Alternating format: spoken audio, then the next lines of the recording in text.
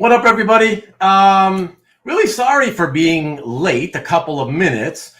For the first time ever, I seem to be. I was wondering where I couldn't see anybody in the chat, and I thought, what's going on? Did people forget about the late time? I don't know, but and then I noticed that it said I was in the setup for my show 3 weeks from now with Karen. Hey, Karen, I know you're out there somewhere. Sorry, I'm not looking at the comments just yet. And so I had to get out, and I think the link I gave to my guest only takes him to Karen's show 3 weeks from now. Anyways, it's complicated, but give me a moment all while I do this on the fly. I believe I have to send a different link to my friend Duane. So, Duane, if you're watching this on another browser window, what have you, just know that I am in the process of sending you an email. And I have just sent you that brand new email, Duane. So hopefully that one is going to work. And hopefully I'll see you like in a few minutes. Now, aside from that, again, apologies, everyone. Wow, look at, I got 30, 40 freaking comments already. Thank you. I before I get to the comments, and because I sometimes forget, I do want to say, first of all, just a quick shout out to my newest subs, Comic Art Talk and Robin Cameron. Comic Art Talk, I think it was a couple of weeks ago, and I maybe forgot.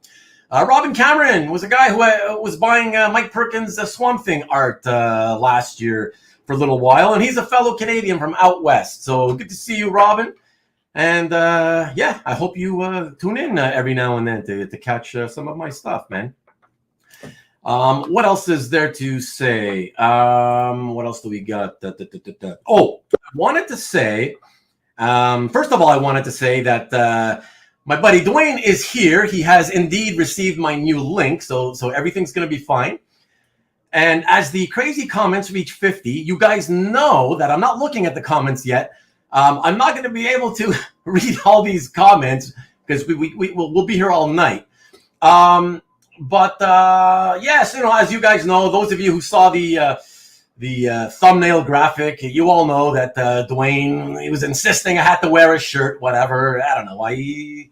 He's a businessman, I guess, or whatever. I feel like I'm choking here, but anyways. So I did want to say thank you to those of you, you know who you are. I'm not going to name names. It's a privacy thing.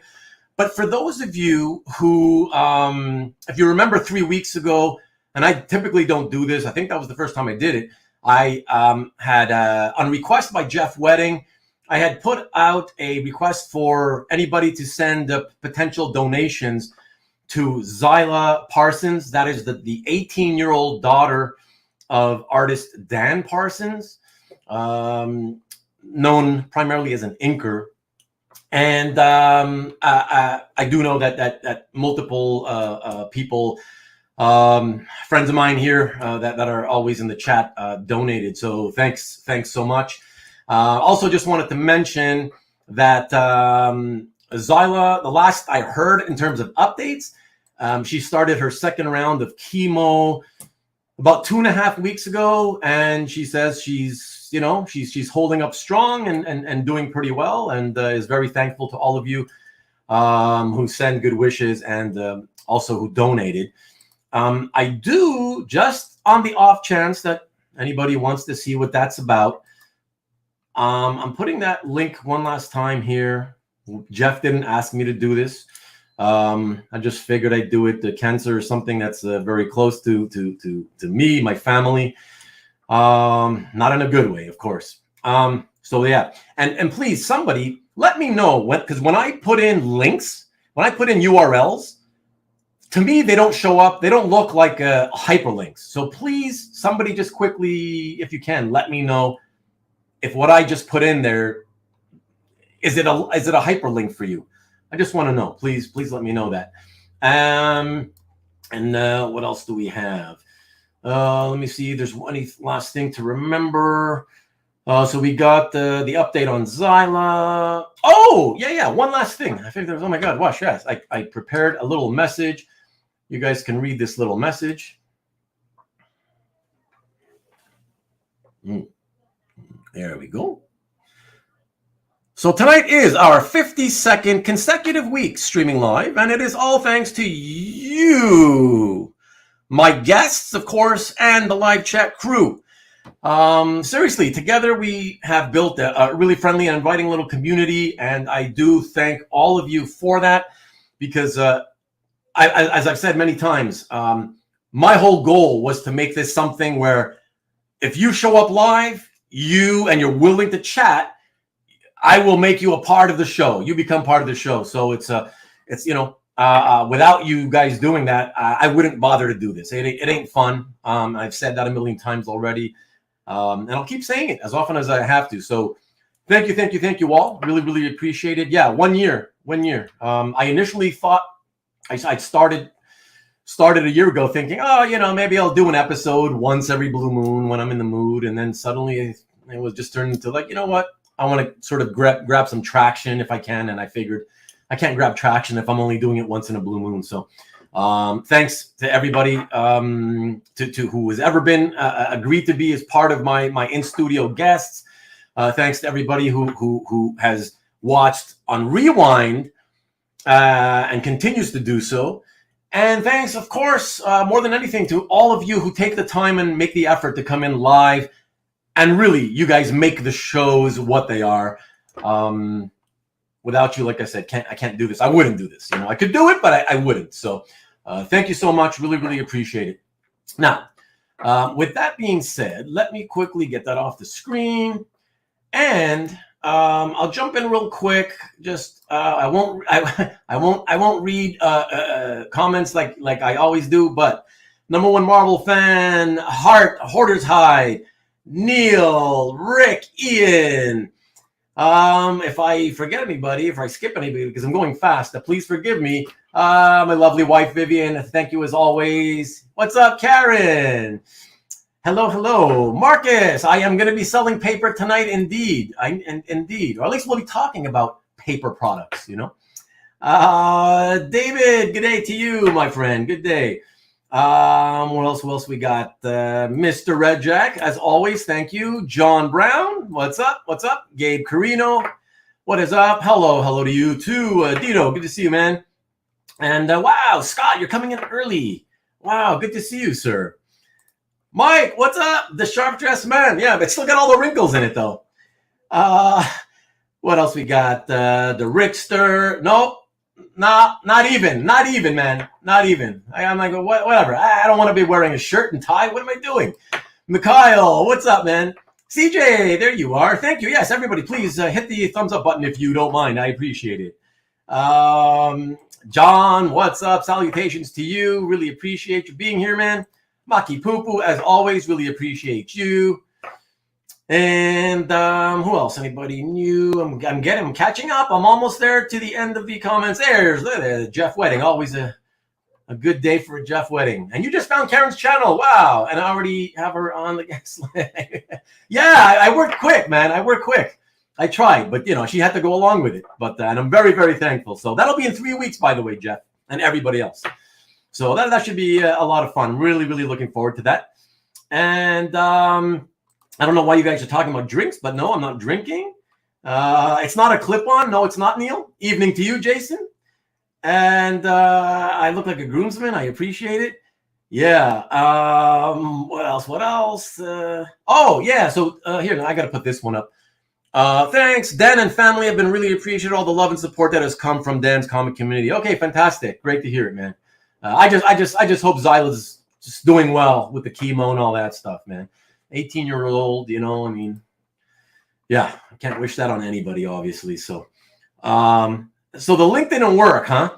Yeah, thank you for letting me know, Maki Poo. Site can't be reached message, Rick. Yeah, sorry, guys. I don't know what to tell you. I'm going to have to find out why, because Nick uses the same software as I do. And I know when Jay or Kyle put links in the chat, they show up as hyperlinks. I'll have to ask them maybe and see why, how do they do it and whatever. But yeah. And the link sent you to Nick's show? Man, okay, I must have taken the wrong link. Okay, but was it a hyperlink? Okay, sorry, yeah, guys, because I do have Nick's show a hyperlink there to when I give him a little promo pump later on, I was going to put that in there. But was it a hyperlink? Because you're calling it a hyperlink, Hart. So just let me know if it was a hyperlink for all of you. That's what I wanted to know. And let's see, outrageous stuff, and he won't respond. Yeah, exactly. And I'm caught up now. Whoa, long time no see. Look at that. Duane, check it out. Mike Davis from the GTA. What's up? Wow. Holy crap. Been a while, man. Been a minute, as the kids say. And what else? Dedicated follower of fashion. Yeah, well, not really. Yeah, jeans and t-shirt usually, right? It was. Okay, thank you. Thank you, Marcus. So let me just, now I've caught up to the comments. Thank you so much, everybody. Thanks for the patience. And let me, here it is. Here it is. Let me copy and come in here. And again, don't feel pressured. I do want to say, because guys, I know how a lot of you feel when you're watching channels, like I watch a lot of channels, right, in our community. And a lot of the channels often ask, hey, we're doing this fundraising thing for somebody and what have you. And I know what it feels like, that feeling, and nobody wants to talk about it. I'm you know me, I'll talk about anything. I'm honest about everything, right? I know how it feels when you feel like, oh, everybody's hitting me up for donations for something. I feel the same thing, okay? It gets to be a lot, and you feel this pressure like, oh, God, if I don't do it, people are going to think I'm a cheap ass or whatever, I get all that, and that's why I typically don't do it myself, because I know a lot of people already do it, and I don't want to make people feel that way. Like I said, I did it for Zyla because it was requested of me, and I was happy to do it for a friend, and because it was cancer related, like I said. But since we talked about that, like I said, just here one last time. Here we go. I'm putting it in. Please, somebody, just one of you, let me know if you saw that link. It's to the GoFundMe, and you can read about Zyla's situation and read her updates that she has posted herself as well. Yeah, and if you want to fund anything, $5, $10, whatever, the family will appreciate it. I'm sure Zyla will appreciate it. So, thank you very, very, very much for that. All right, so guys, gals, tonight. For those of you who haven't read the description of the video down below, the reason I wanted to have Duane on the show tonight is because, I don't know, a couple of months ago, maybe a little bit less than that, I finally got around to reading an original graphic novel, OGN, for those of you who use that terminology. And it was written by Duane. And again, for those of you who don't know, Duane is one of the fellow Canadians who I see every year at my friends, or our friends, I should say, Jeff Singh's house. Jeff was the guy who was my guest on my very first Hangout episode. And yeah, he's also from the greater Toronto area. And so, yeah, that's how Duane and I know each other. And it turns out that this last year at Jeff's collector art gathering at his home, Duane brought copies of this OGN that he had written. It's his first OGN. And, a whole bunch of us supported him. He was, selling copies of the book, trying to get it, out there to more readers. And I took it, and like I normally do, I put it in my pile of to read, which is very large, and ultimately didn't get around to it until, 6 weeks ago when we had that ice storm I talked about, that crazy weathered ice storm that took out power for 2 days, I should say. Sorry, about 48 hours. And there was nothing to do but, read by candlelight kind of thing. And finally I said, okay, I'm going to read something. And I pulled it off the pile. And I just loved it. I loved it. It's the kind of OGN, the kind of story that I always look for. I want to read more of. I'm always looking for non-superhero stuff, although there is a superheroic connection to this story. at heart, it's really a story about family, the love of family that a grandparent may have for the grandchild, the mom for the child for the grandparent, and the parent. It's very heartwarming. Younger people, essentially all ages, could read this, and you would love it. So it was just phenomenal, and I like I said, it's the kind of thing I love to find and read, and I thought I not only because Duane wrote it, but Duane also happens to own not all, but the majority of the original art for it, and I thought, wow, maybe we can sort of, I'd like to tell you guys about it a little bit, and maybe I thought Duane might be willing to come on with me, talk about it as well, and show art from it, and at the same time. He'll show some art pieces that are not from the book, but that have a tie-in because of the artists. Anyways, it's all going to be good fun. And I will just let you guys know now, I'd like to give away a copy of the book to somebody if you know how these things go. By the way, it's from IDW's Top Shelf imprint. And it's a kind of thing where the average comic shop, they're not going to be just ordering these OGNs and putting them on the shelf, right? So unless you have somebody who may have told you about it, you may never hear about this kind of material. So that's another reason why I think it's something that's worthy of putting out there and telling other people about. So that's what we're going to do. Now, I'm ready to bring in Duane. But before I do, what I was hoping to do, if you guys are cool with it, and even if you're not too bad, tough titties, because I'm going to do it anyways, I'm going to show you a little trailer for the book, for the OGN. All right, so I'm going to share my screen. So if there's anything that goes wrong and you're not seeing this, let me know, and I'll jump in the chat and I'll check to make sure you guys are seeing it. But it's a 90-second, a minute and a half trailer, okay? And then I'll bring Duane into the studio with us. All right, so let us go here to share the screen. And let's go here and okay, so we should be seeing it. I do believe it is showing now. All right, check this out, everyone.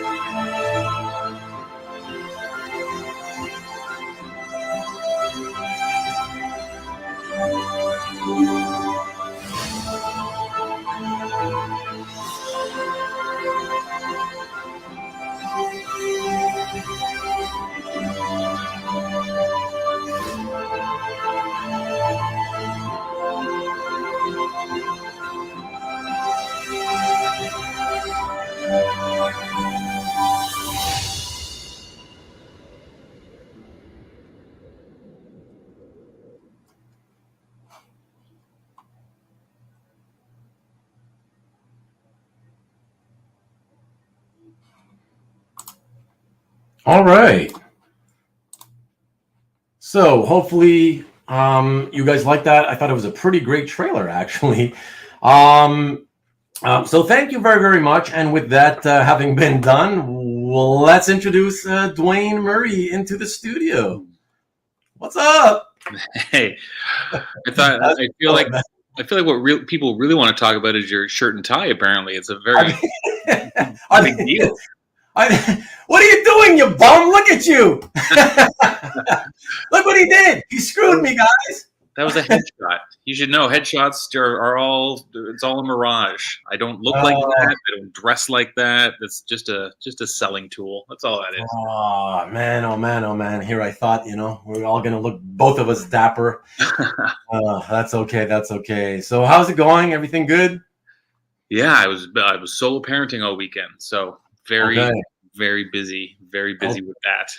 Good. So for those of you who aren't aware, and I believe that's most, if not all of you, the reason we started, because I'm sure you've been curious, the reason that tonight we had to start an hour later is simply because a couple of weeks back, Duane emailed me real quick, sort of just trying to give me some advance warnings, saying like, hey, dude, I can't make it. I'm not going to be able to make it on that date, that we scheduled. I was like, shit, right? Okay. And then he said, it's the reason is because I got to put my young daughter to bed, and we put her down at about 8:00. That's when your show starts. And unfortunately, my wife is not going to be here because she had something to do. She's out of town. And so that's it. I can't. And I was like, wait a second. So if it's only about you got to put your daughter down, then what if I gave you an extra hour? And if she goes down and falls asleep in time before 9, you can make it, right? And he's like, yeah, I guess if you still want to do it and that's how this all happened, that we did it an hour late. And so Duane's got the little baby monitor right next to him as of the moment that we're there. You go. So just so you all know, in case you at any given moment, if you see Duane getting up and leaving, you'll know it has to do with his daughter. So that's it. So just okay. Let me. I know it's already kind of late, but yes, exactly, Hart, exactly. I have been played, absolutely. Loosen exactly. I do feel. I don't know how do you people who dress like this every day, how do you do it? Because I literally have always felt like I'm choking. Even like just a few minutes into having to do this, I feel like somebody's got their hands wrapped around my neck, and I can't. It's just not me. But yes, I've been knocked. Yes. And I don't know. By the way, I caught some comments there that kind of scared me. People were. I'm confused because Mr. Red Jack, you're making jokes, and I that's a good sign. But I saw people saying, wishing you the best, like you gave people bad news. So whatever that was, I sincerely hope that I hope it's not your mom. But whatever's going on in your life, I do hope that it turns out for the best, man. I'm wishing you the best. Fingers crossed, man. Yes, you tuned in time to see me jilted at the altar. Good one, Stevie.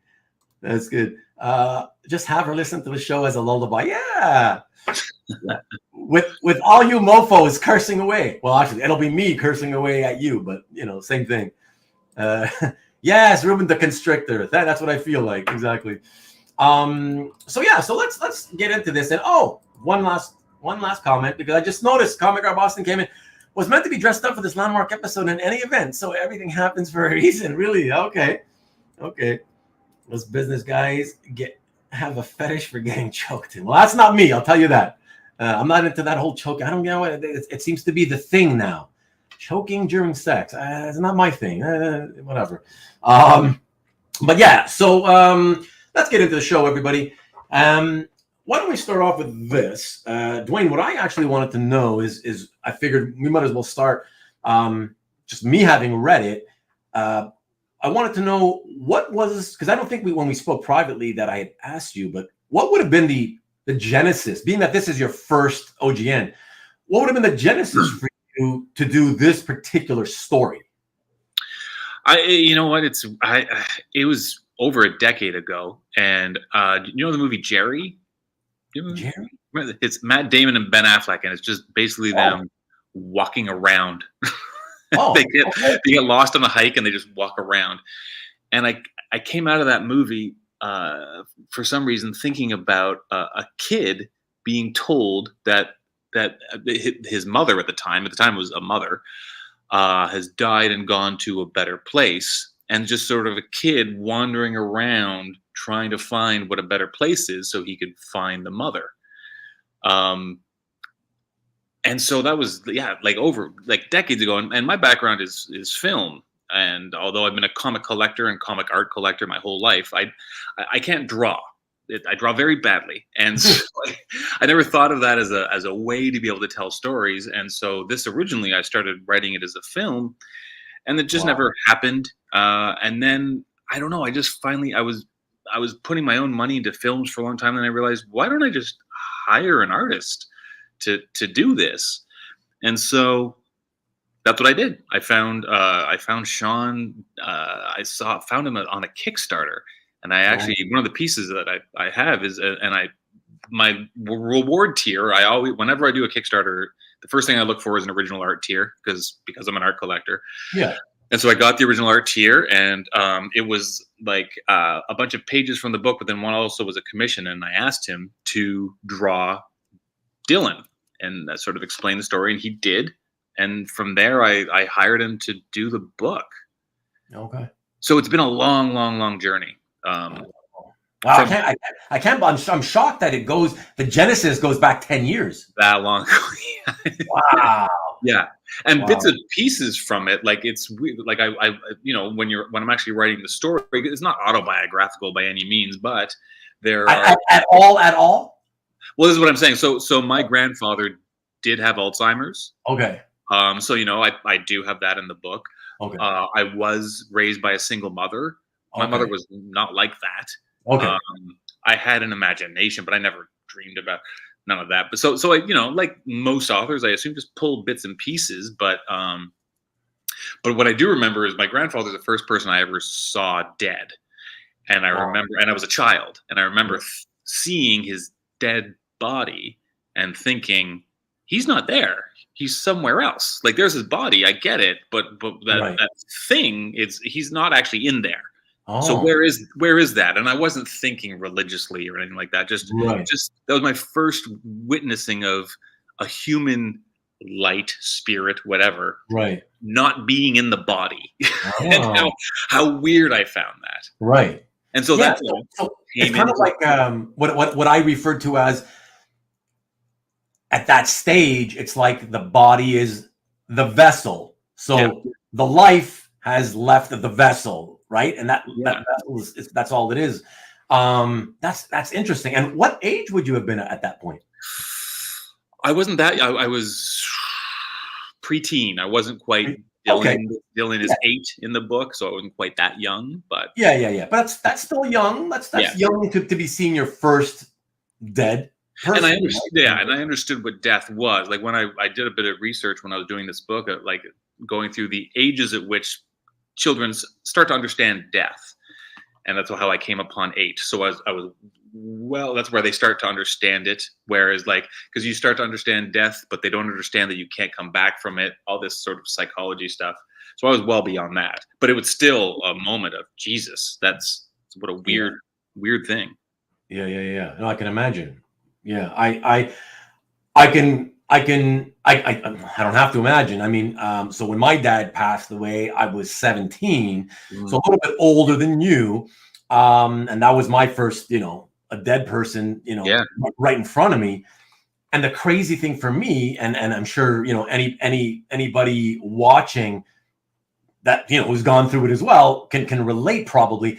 For me, the first thing I had noticed was, I was like, I walked up to the casket during the what do they call it, the wake, the show, the viewing or whatever. I walked up to the casket, and my first thought was like, is that him? Yeah, exactly. It's like, it doesn't even look like him. It's so weird when they do the whole embalming thing, whatever. It just changes how they look. Their appearance is so odd, right? And then, and then my second memory was, I was like, let me just. I needed to touch him to see what does it feel like when they're no longer there, Yeah. And it was like cold steel. Yeah, we're really, when you experience that, we really are meat puppets. We're just meat puppets. Yeah. Yeah, really. I mean, it's it's wild, man. Wow. Okay, cool. So that's cool. But it's good to know at least there is, loosely, I guess what they call loosely based on your experiences. Let's say we could say that that's not inaccurate. Not, being that, the similarity to the grandfather passing away, and like you said, with a single parent, your mom, Yeah. So at least there's a little bit of a similarity, Yeah, and I'd like to, I think good writers, I think anyway, almost anything they write should have something from them in it. Some like that's as an actor as well. That's what I do. I pull my experiences into whatever it is I'm doing, and try to have that translate into whatever it is, whatever story I'm trying to tell. Right. Well, it makes sense. Yeah. I want to pop up Scott, known as Hoarder's Hide, his comment. Really interesting because, so here's the thing. So you're saying, Scott, you were raised Catholic and it was an altar boy for countless services. Death was more of a celebration. There was always a party after the funeral. Interesting. And the reason I say it's interesting is because I too was raised Catholic. Me too. Okay, there we go. But that's not my experience. My experience was you did the viewing, you then go to the cemetery for the burial, and then to me it was the worst part. We went back to our house. We went back to our house. And a whole bunch of people that were at the funeral piled into the house. Into your house, yeah. Right, and we had to serve them all kinds of food and shit. I was like, I don't want to. Why are you here? I want to be on my own. I've heard that about Irish Catholics. I have heard that with Irish Catholics that it's a celebration. Everyone gets wasted and party and tell stories. Exactly. Irish, exactly. Yeah, they a lot of them go to the bar and they have a whole get drunk or whatever. Yeah. And I've always actually quite loved that about it because it turns something so dour into a happier time, and you can reminisce about the person with everybody, but in a happier kind of way, So I've always loved it, and I'm kind of thinking like if when it's my time to go, I think I'm going to leave instructions for them to try to please do that. Yeah. Don't do it the super sad normal Catholic way, Comic Guard Boston, good to learn about this book. Oh, okay. Well, before you purchase it, Comic Guard Boston, I don't know if I mentioned it earlier. I'm gonna give one away. I'm gonna send one. I want to send one, so I'm gonna do a giveaway.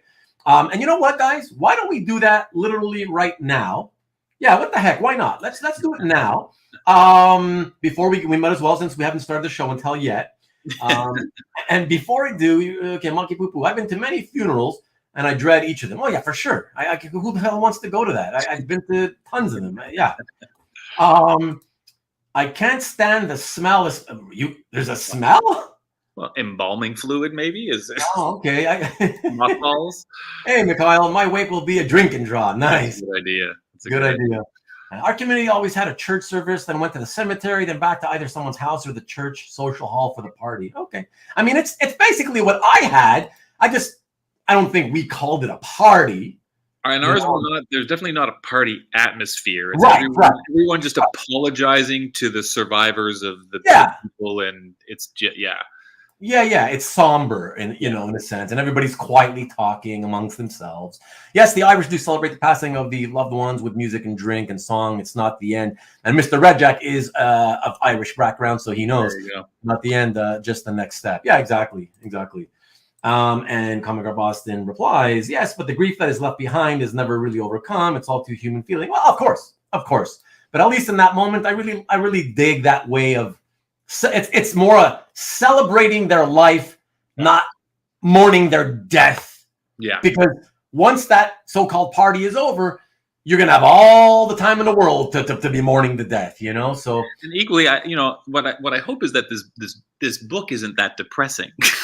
Like, I think we're coming off as saying it's like the most depressed. It sounds so depressing right now. It's like I like to think it's uplifting. I think it's yeah. And I can vouch for what Duane's saying. Everybody having read it, it's not one of those depressing books. That's why I loved it. Like I said, I called it heartwarming. I wasn't focused on somebody died.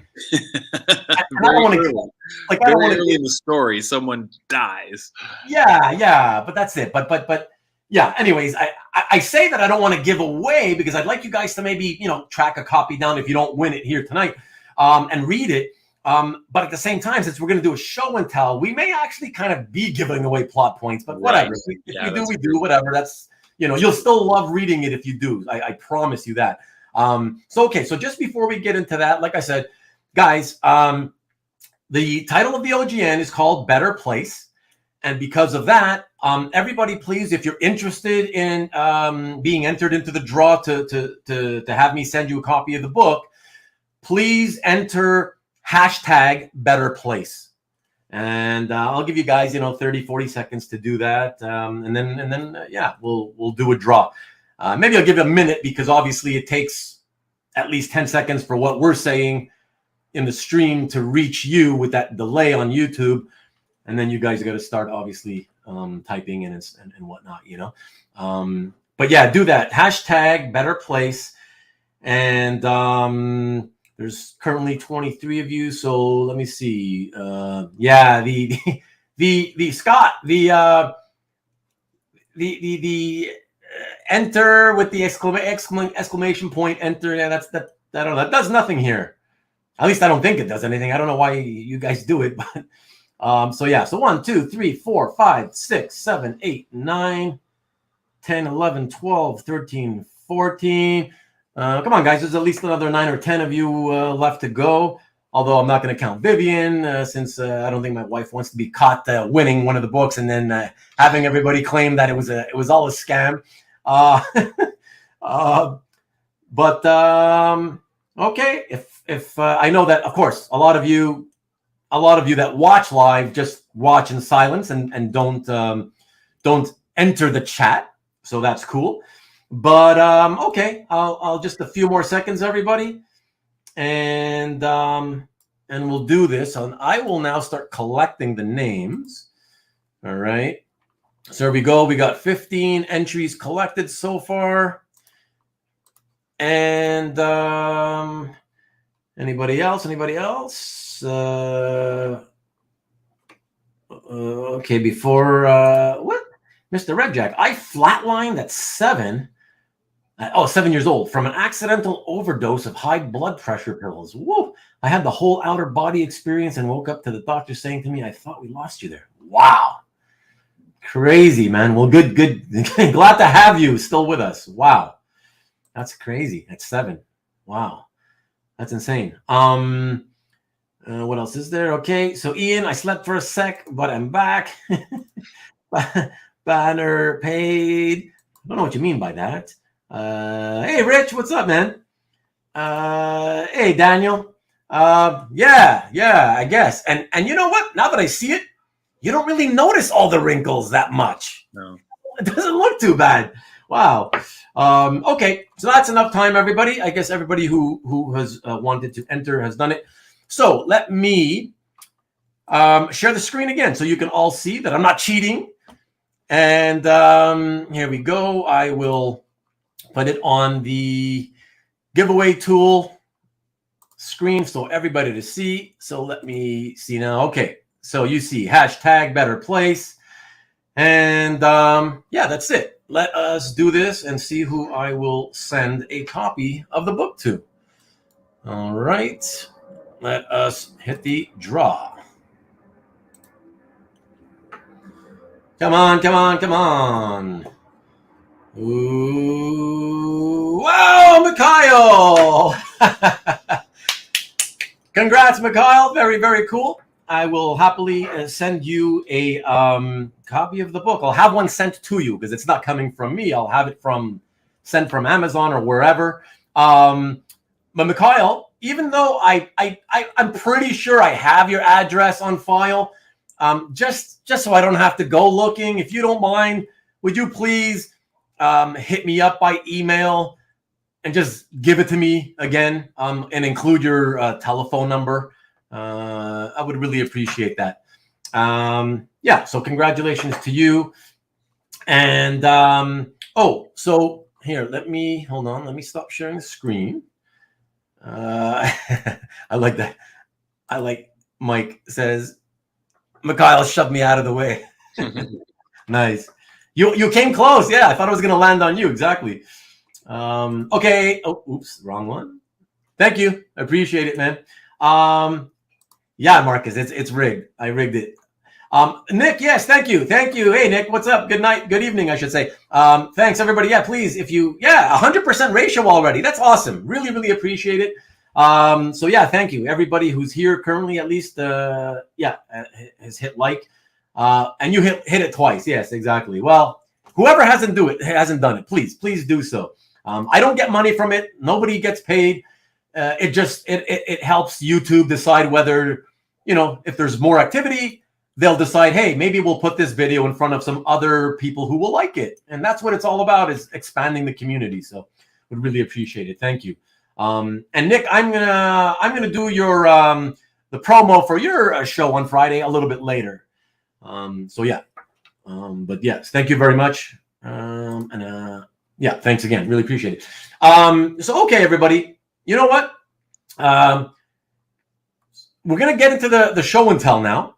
And look at that. Even Karen's congratulating Kyle. Like that. Love that. See, even the new members of the live chat crew are super nice and friendly to everybody. Really appreciate it. And you know what? Because it's the 1-year anniversary tonight of me reviving the channel and creating content, stick around, please. I hope more of you stick around. If you stick around, I promise I'll give another copy or two away later in the show. Why not? What the heck? Spread the joy and the wealth. Okay. So you guys will have more opportunities to get a copy of the book on me. Why don't we do that? We'll do it in a little while, but let's get into the show and tell now, because there's a lot of scans. I was telling Duane earlier before we went live, like, I don't know how we're going to get through this, honestly, because it's like more scans than ever. So we'll see how it flows. He knows that, we can't sort of spend as much time.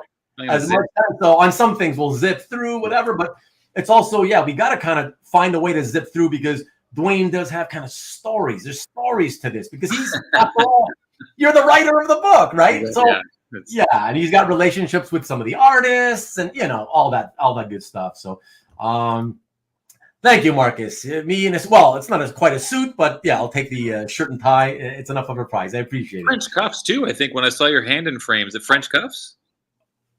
Yeah, French cuffs. Yeah. Nice. Yeah. Thank you. Yeah. It's actually been squished and creased for so long that actually I'm thinking I need to throw it away, because it's got when you wear this yellow and they're white and you get the yellow, right? It's so gross. Yeah, it's like, how do you get that out? Can't even come out. You can't. So whatever. I'll have to buy myself another one the next time, God forbid, somebody dies again, or hopefully gets married. Better marriage, even though, no offense to everybody, I hate weddings, but whatever. That's a whole other story. The truth is, primarily I hate weddings because I have to dress up like this. That's the honest to God's truth. I don't like dressing up. So there you go. Yes, I know. For you, I know, but I just don't feel good. So that's what it is. What do you mean? Oh, you just saw me? Oh, because you came in to say hello and then you left. You're in and out, Karen. I think that's what you're doing. That's why you're just noticing. Well, listen, you saw the thumbnail. I figured you'd be expecting something like this. Oh, come on. Stop dying. Come on, people. Yeah, just for my sake, weddings are awesome. I love cake. I'd rather buy my own cake. I don't need to go to a wedding for that. But okay, everybody. Don't forget, Karen, since you probably didn't hear what I was saying, that I'll do another giveaway. I think you probably missed the giveaway. So for anybody else who missed, yes, exactly. Look at you. Yeah. See what happens when you come in and out? Yes, the cufflinks. Yes, I'll be doing another giveaway, a copy of Duane's book, Better Place, later on. But let's get into the show, because we got a long way to go here with the show and tell. So let's jump in. I'll jump into the section with all the scans. And okay, so let us start off, might as well, with this. I wanted to show you guys so you get familiar with the cover. And of course, because Duane, you own the cover art, which kicks ass. It hangs right outside my daughter's bedroom, actually. And it was, so I bought the art for the whole book, minus, I think Shawn kept 9 or 10 pages for himself. And, but he gifted me the cover. And the cover, cool, man. So the cover actually too, when I sent the book to publishers to get picked up, it was which a piece we'll see later, a piece that Nate Powell did for me when I told him just sort of concept of the book. Again, this was years ago. And I was helping him out with optioning his book for movies because again that was my background, and I specialized in helping comic people find homes for their books to be optioned by film companies. Right. So I was helping Nate Powell get out of a bad deal, actually, and so he drew me my character Dylan, and that's what I used as the cover. And then when the publisher picked it up, he said, well, you need an actual cover drawn by the artist. But I wanted to use Nate's thing because Nate's a big deal. And I thought, well, if people see a Nate Powell cover, they'll open the email. And so, that was, Shawn sent me like 4. I gave him a general idea of what I liked. I wanted imagination. I wanted that to be because the book deals so much with that.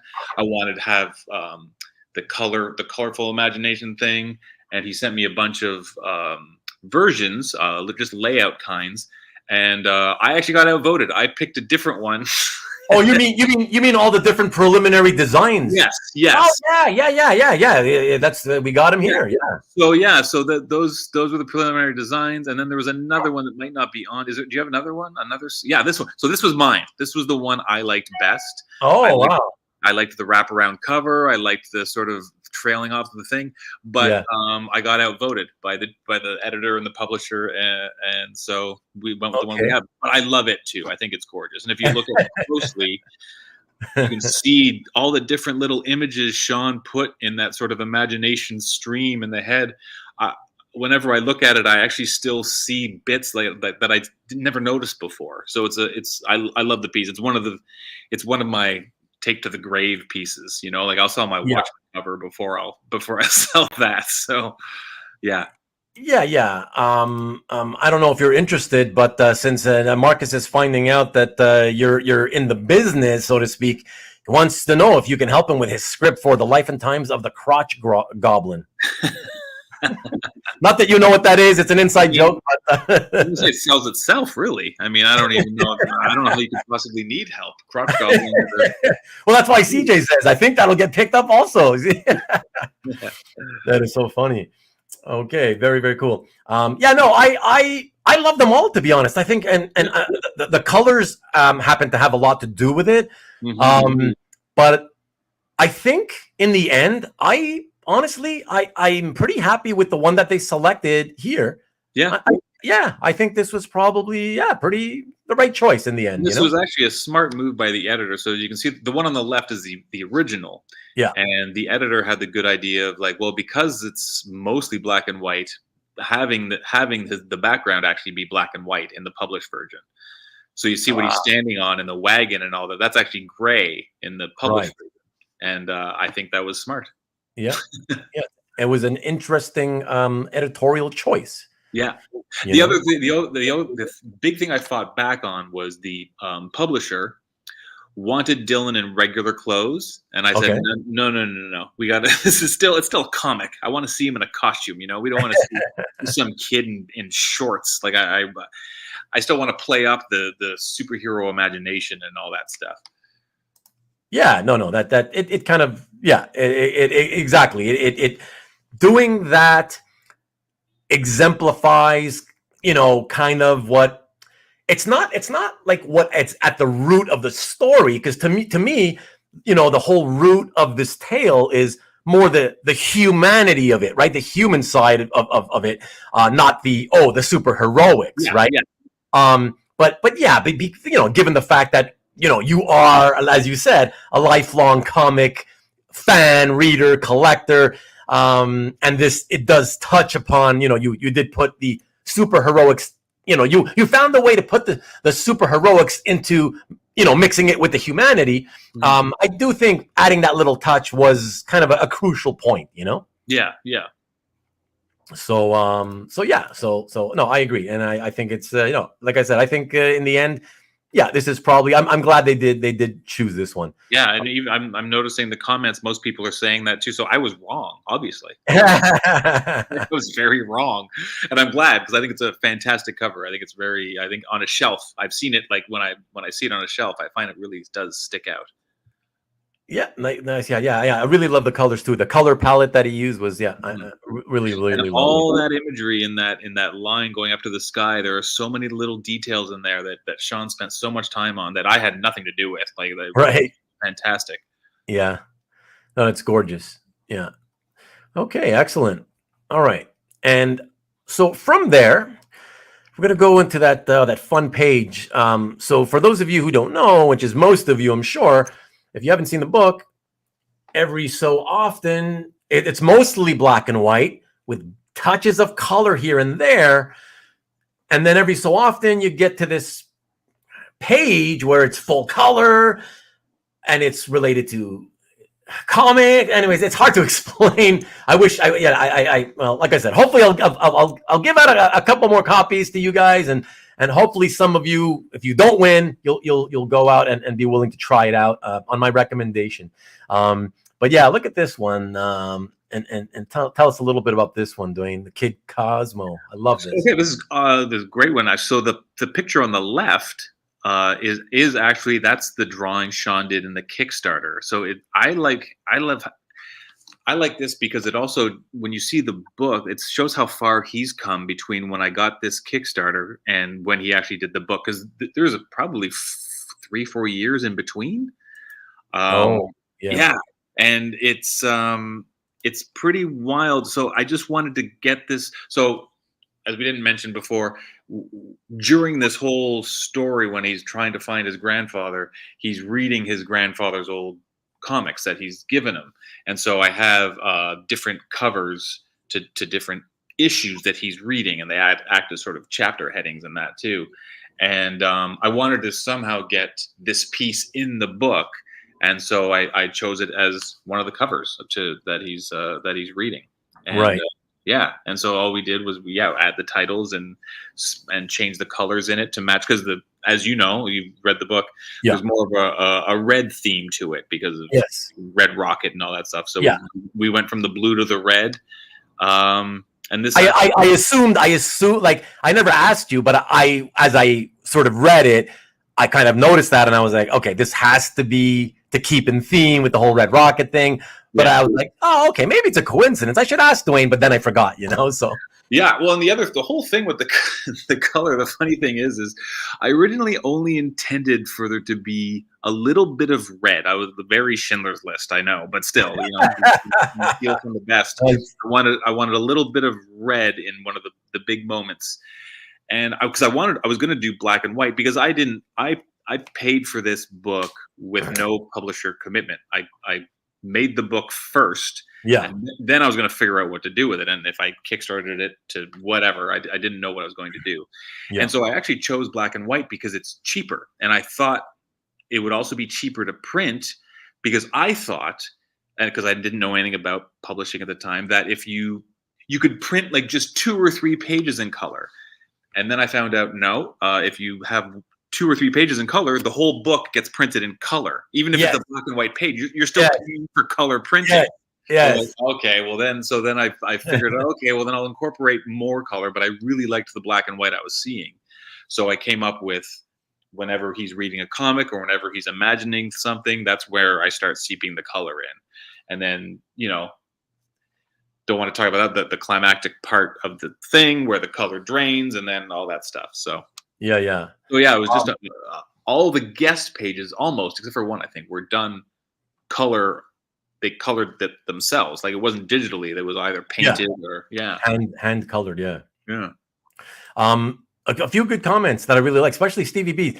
Shawn's art makes me imagine what Calvin and Hobbes would look like if Shawn Gordon Murphy drew it. That's interesting. We got a lot of Calvin and Hobbes comments about the book. Like all the reviews, basically, yeah. And it's, I don't think I sent you that page. One of my favorite pages, I don't think I sent it to you, is when he's going down the hill on the wagon. I actually did it as a strip.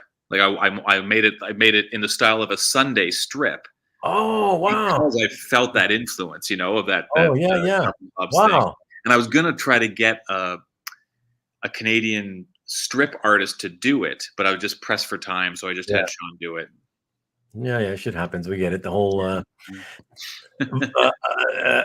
vaunted deadline issues, you know, exactly. As usual. Yes, concise, strongly laid out, and pops. Yeah, absolutely. That's really awesome of you, Gabe. A copy is already in your Amazon cart. Yes, thank you. Yeah. But by the way, it's on sale significantly on Amazon in the States right now, I think. Yeah. And most of my viewers are American anyhow, so there you go. Happy 1 year anniversary, Ruben and Vivian. Thank you. Hey, Rick. But I don't get it. Why are you saying that now? We spoke like 45 minutes ago. That's kind of odd. Or did you also leave and come back? What's going on?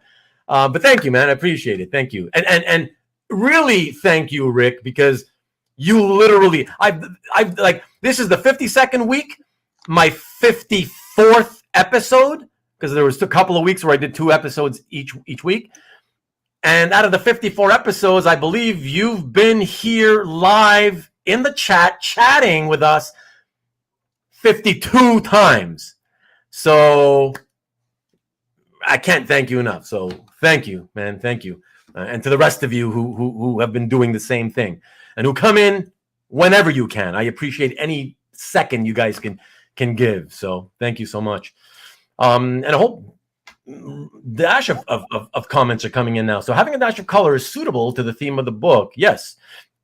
And why would you have to get a stripper? I don't know what you're talking about. Strippers. Oh, thank you, Rick. Rick is a time traveler. Yeah, he must be. You need to put on a jacket as well. Oh, would you stop? I don't think I'm going to last with this, by the way, guys. I'm going to have to, some way, part of the way through, I'll have to change. Take 2 loonies and 2 loonies. They probably do. You know what's funny? I've only been to a strip club, I don't know, a handful of times in my life, but they were all before, I think, Looney Toonies existed, I think. So I don't know if anybody throws coins at them or if they just feel obligated to throw like $5 bills and $10 bills instead. I don't know. That's an interesting thing for the Canadian strip industry. I'd like to know what people do. Can you imagine guys whipping like coins? Nuts. But Marcus, well, okay, it's all the conversion rate. Oh, I was waiting for you were waiting for the jacket too. It's not coming. These people are obsessed. I told you with the way we dressed. Yeah. Oh, look at that, Stanley. Stanley hasn't been here for 2-3 weeks or something. Wow, Stanley, good to see you, man. What is up? Where have you been hiding? And good night. Oh yes, sorry, hon. Good night. I forgot. Yeah, for you, you got to go to bed early. All right. Good night. Thank you. Ruben the Coin Whipper. No, not me, but good night. Thank you. Very nice, Karen. Thank you very much. And thank you. Okay, very nice. Very nice. Good night. And thank you. Thank you to everybody for always being so kind to Vivian. Very lovely. Okay, so with that, let us get to the next piece, everyone. And with that, we will go to yes. So we're going to see we're going to check out the first few pages here. So I think only on a couple of slides I put more than one page from the book. So let's take a look at these. So this is page 1 and page 2 by Shawn Daley of the graphic novel. And this by the way, before you say anything, Duane, I just want to say one quick thing. I think it's kind of ballsy to start the story and like you're splashing it up already with the hoot and hollering with the grandpa, and by the second page, because it's like I don't know. It already kind of tells you, wow, this is going to be about, a kid and his grandpa. It looks like they're, having a great time and they have a great relationship. I don't know. I thought that was pretty cool. I thought it would take a while to get into that, but yeah, it's pretty wild. I like it. Yeah, I wanted to, well, especially, I mean, spoiler, granddad dies, but since he dies and he dies fairly early, I needed to really show the relationship quick. I needed to get it in there. True. Makes sense. So, and to show that it's a good relationship. And also this is sort of autobiographical. So I used to do this. My friends and I, we used to push grocery carts in the mall and to the ramps, and then we jump into the grocery carts and ride them down the ramps. Oh, yeah. Did you? Yes, not with my grandfather, just me, us as kids. Yeah.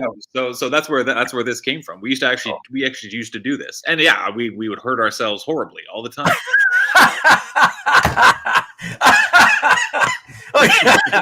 Oh God, you got me coughing now. That's good. Well, good, because I always think when I used to see kids do that in the grocery stores, and I'd be like, that stupid kid, hope he gets hurt, But the truth is, I used to zoom around the supermarket when I was like 6, 7 years old as well, Yeah. So and that was kind of fun for me when I did get right away. I opened up the book and I get to this second page, and right away I smiled because of that, because it immediately took me back to those days when I used to do that, Yeah. So I was like, oh man, that's like, oh God, it's so typical of young boys. I'm pretty sure most boys did that, Yeah, for sure. Yeah. So very, very, very, very cool. Way to pull the rug out from under us. Wet cleanup on aisle 3. Yes, it's gonna be very wet. Stevie B says, I just tossed a paper airplane in the direction of Canada, since paper is a traditional first anniversary gift. Nice, in honor of your special occasion. Thank you, sir. Appreciate you. We never had grocery cart helmets. Well, yeah, you got to take your own, It's true. So Comic Art Boston says, Duane, I have often been curious about relationship between writer and artist. Did Shawn capture precisely what you wanted, and did you need to be very detailed in your description script? This is a good question. Shawn, the easy answer is yes, and beyond. I think I've just I started as a comic book lover and a comic art collector, and I have so much respect for artists that Shawn, even if it wasn't what I was thinking, it was better. I mean, there was the rare occasion where I would say no, like move the camera down here, but that was rare. And in terms of description, it really varied. There was times I was very descriptive because I wanted something specific, and then there's like a roller coaster scene in this book, and I basically said to Shawn, he's in a roller coaster. I need it to be 3 or 4 pages. and that was it. Yeah. And then I like, Shawn, go to work. So it really was collaborative in that sense. And I'm not an Alan Moore kind of writer where I'm writing every detail and every sort of panel. My basic thing I do is I do a panel count just for my own pace. But there's times Shawn would say, I think this works better in 2 panels. And I would say, I agree, go for it. There was very rare Shawn would provide an artistic suggestion and I would say no. I think it literally happened twice in a 170-page book. So yeah, it really varied. It really, really varied. It's whatever sort of I'm feeling. And I'm about to start my next one. It's going to be a Dark Horse miniseries, 4 issues, and it's with a different artist. And I've only ever worked with one artist, so right. It's fun. I'm curious to see how it goes. I'm more upset that the artist I'm working with next, it only works digitally, so there's no original art to buy. Oh wow, yeah. So it'd probably save me money. So. Yeah, but I get it. As an art collector, it's always Shawn hadn't been. He'd been self-published before this, but he'd never been published. This was his first published book, and mine. So yeah, it was sort of. And he'd only really done his own work, and so I think it was an experiment for both of us. Okay, yeah, that's interesting. So you mean he had done his own self-published stuff, but this was the first time, just like you, where it's another publisher doing it, publishing you guys. Okay, yeah. I get it. Okay, and Comic Art Boston says thank you, very insightful. Yeah, there you go, Carlito. What's up, man? Hey, Okay, so you complained, had no show and tell last week, even though it was a 3-hour show. Well, look, now it'll probably be another 3-hour show easily, and you're getting show and tell. All right, there you go. I hope you're happy tonight. Does Comic Art Boston live in Boston? I'll leave that to Comic Art Boston to answer. Let's say that. I'll he has said before he's a private individual. He's a very private person. And so in those cases, I like to respect those people's privacy. Boston's. I did the movie Spotlight. I was an actor in the movie Spotlight, and so I was in Boston for some of that, and I just love the city. It's one of my favorite cities. Okay, there you go. There you go.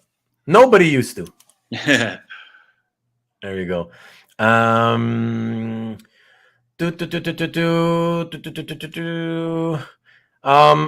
Nick, I would love to, but we got too many scans to get through tonight, bud. Too much, and yeah, we don't even know how we're gonna get through everything. Yeah, you gotta plan this with me in advance, though, dude. Come on, seriously. Yeah, I can't, but I'm gonna promo you to tell you. Let us know in the chat what is it that you're selling, so I can talk about it later when I give you your promo, man. And Maki Boo used to live in Boston too. There we go. Okay. And CJ's been there. Boston is a block. Yeah, so everybody's loving Boston now. Okay, cool. Yes, Carlos, let us move on because we got a long way to go. Okay, so is there anything that I didn't show these for very long? The page. Let's just show so that Shawn actually, he colored that on the page. So those originals, that's actually color right on the page.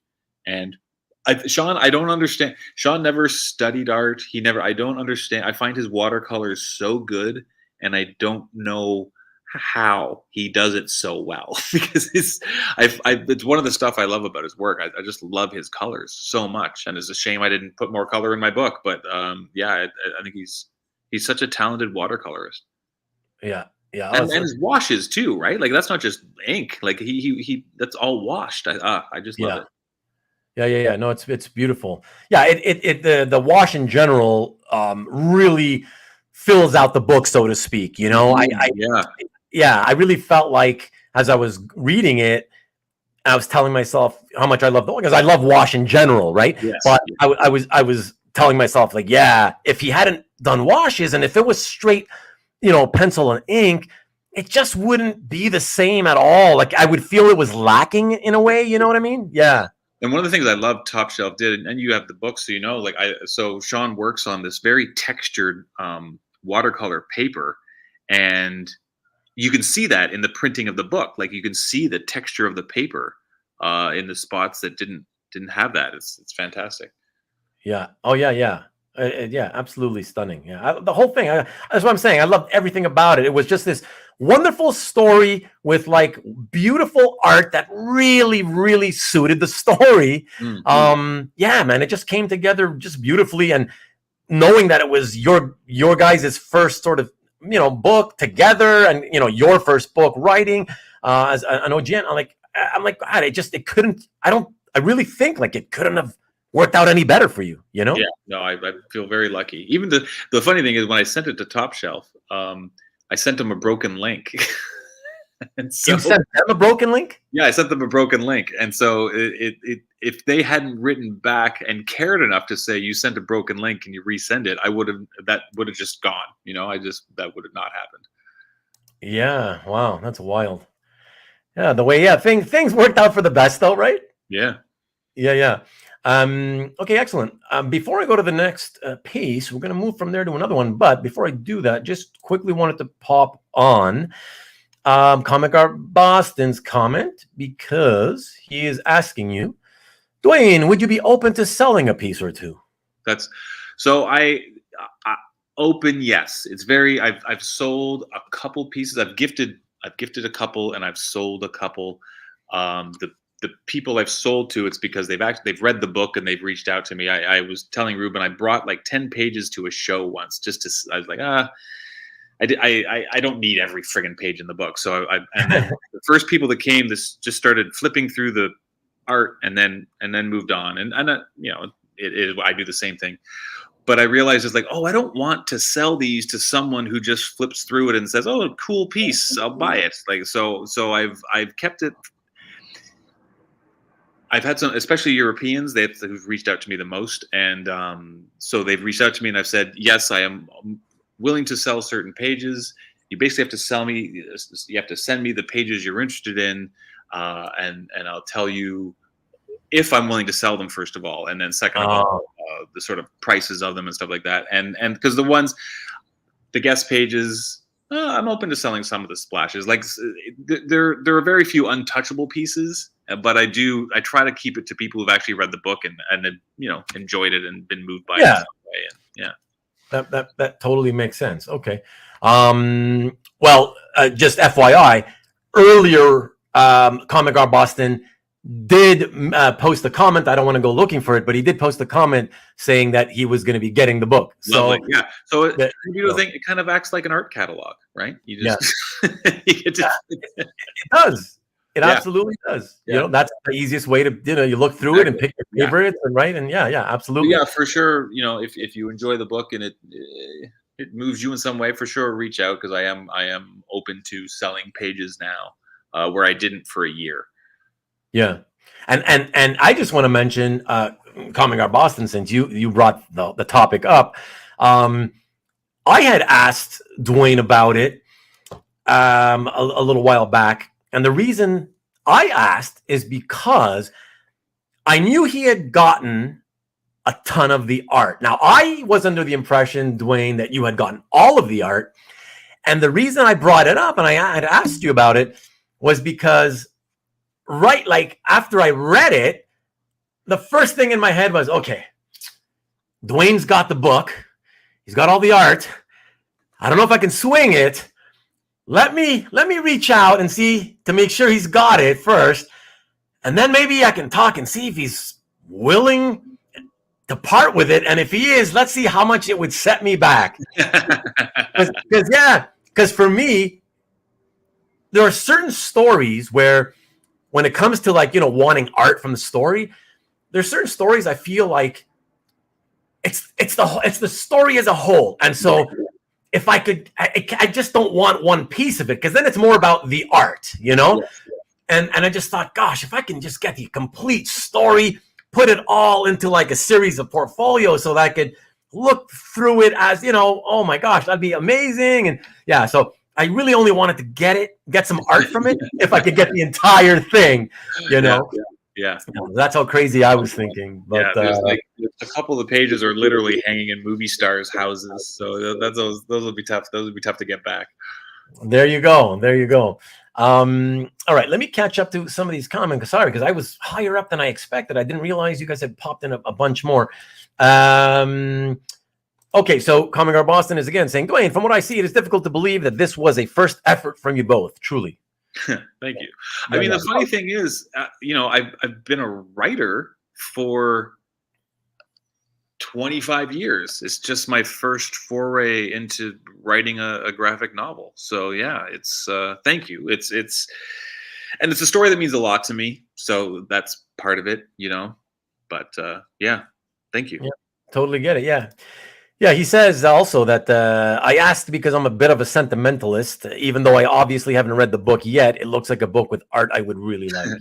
And I'm the same. I'm a very and even my own art collecting has moved from nostalgia to pieces from books that moved me. Like I'm a very nostalgic person, but now it's more about pieces that speak to me nostalgically and emotionally, as opposed to, oh, I loved Aztec, the Ultimate Man. I love then searching out pages from my childhood of reading comics into now, especially I would say from like the early 2000s to now. Those are the books that actually pushed me into thinking, because I was a big superhero guy. I remember going to the Beguiling and thinking, I hate this place because they're not a superhero store.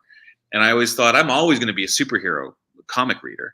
And then, it was the top shelf books, and we'll see their pages later, like by Jeff Lemire and Matt Kindt and Nate Powell, that showed me, oh, this is a way more interesting thing for me. And being a film guy, I'm like, these are the type of stories I see on independent films, but told as a graphic novel. And that's when I never looked back. Like, I still read superhero stuff, but my favorite stuff now is usually that sort of top shelf kind of book.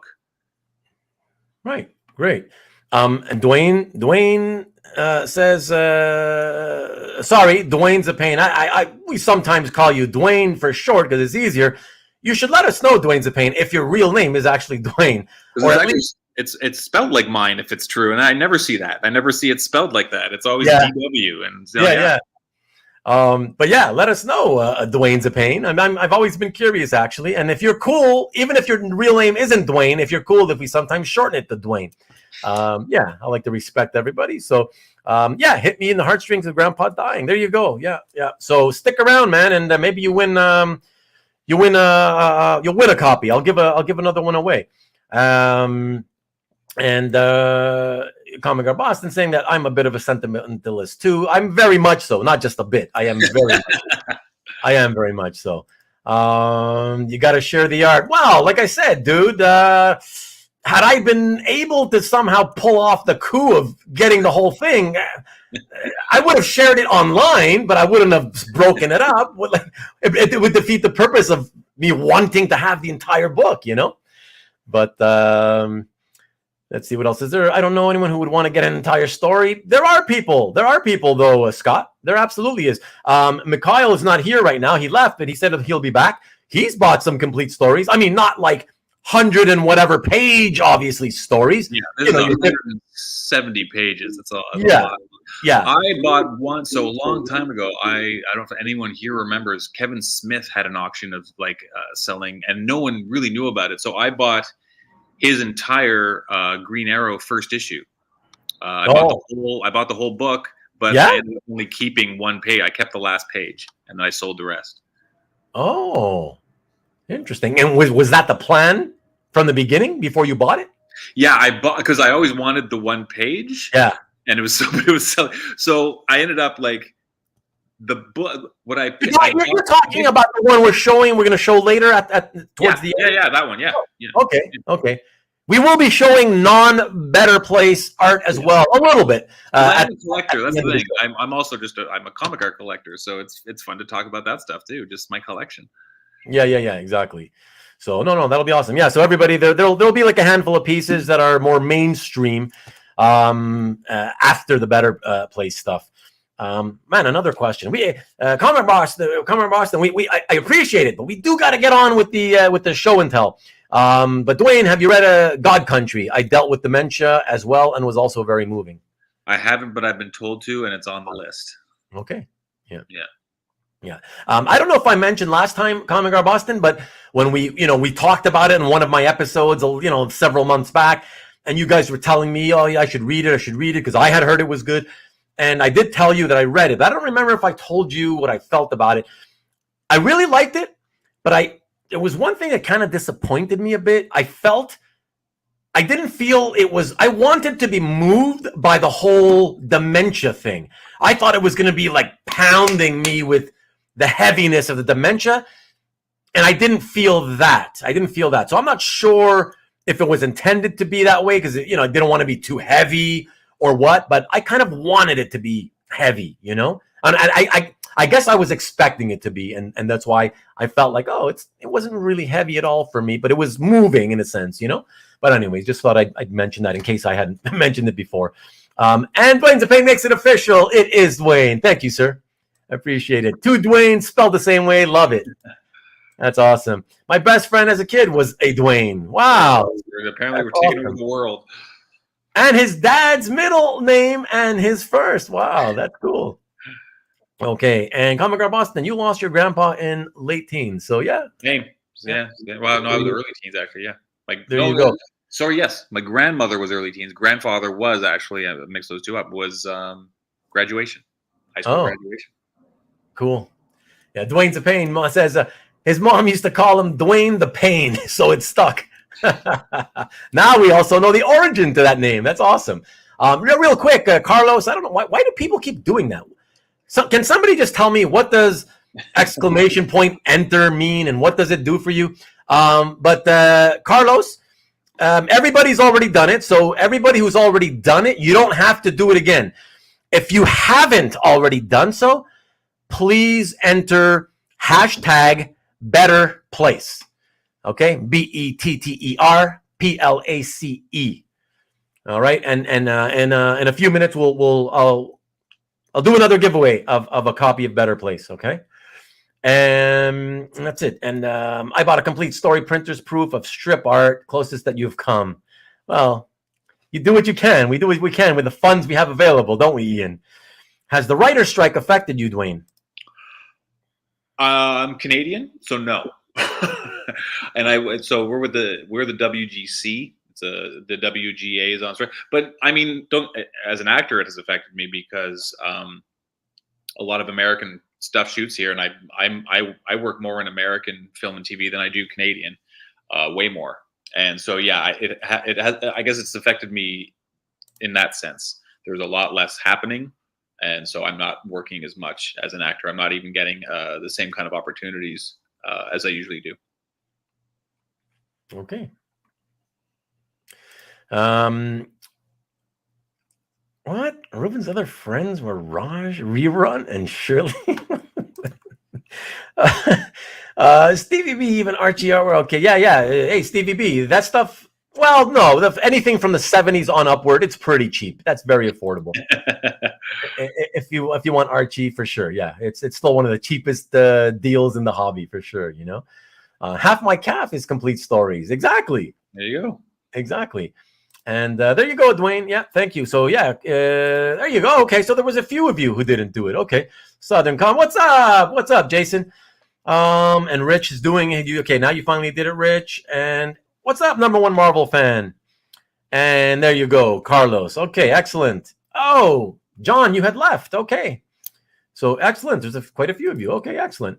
And yeah, you don't need to keep doing it. And Jason, you're back. You left. Is everybody leaving and coming back tonight? What's happening? Okay. And Ian, I thought you did it already.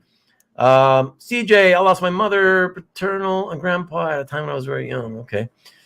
Kazra, oh, look at everybody coming in tonight. Wow, it's been a while, Kazra.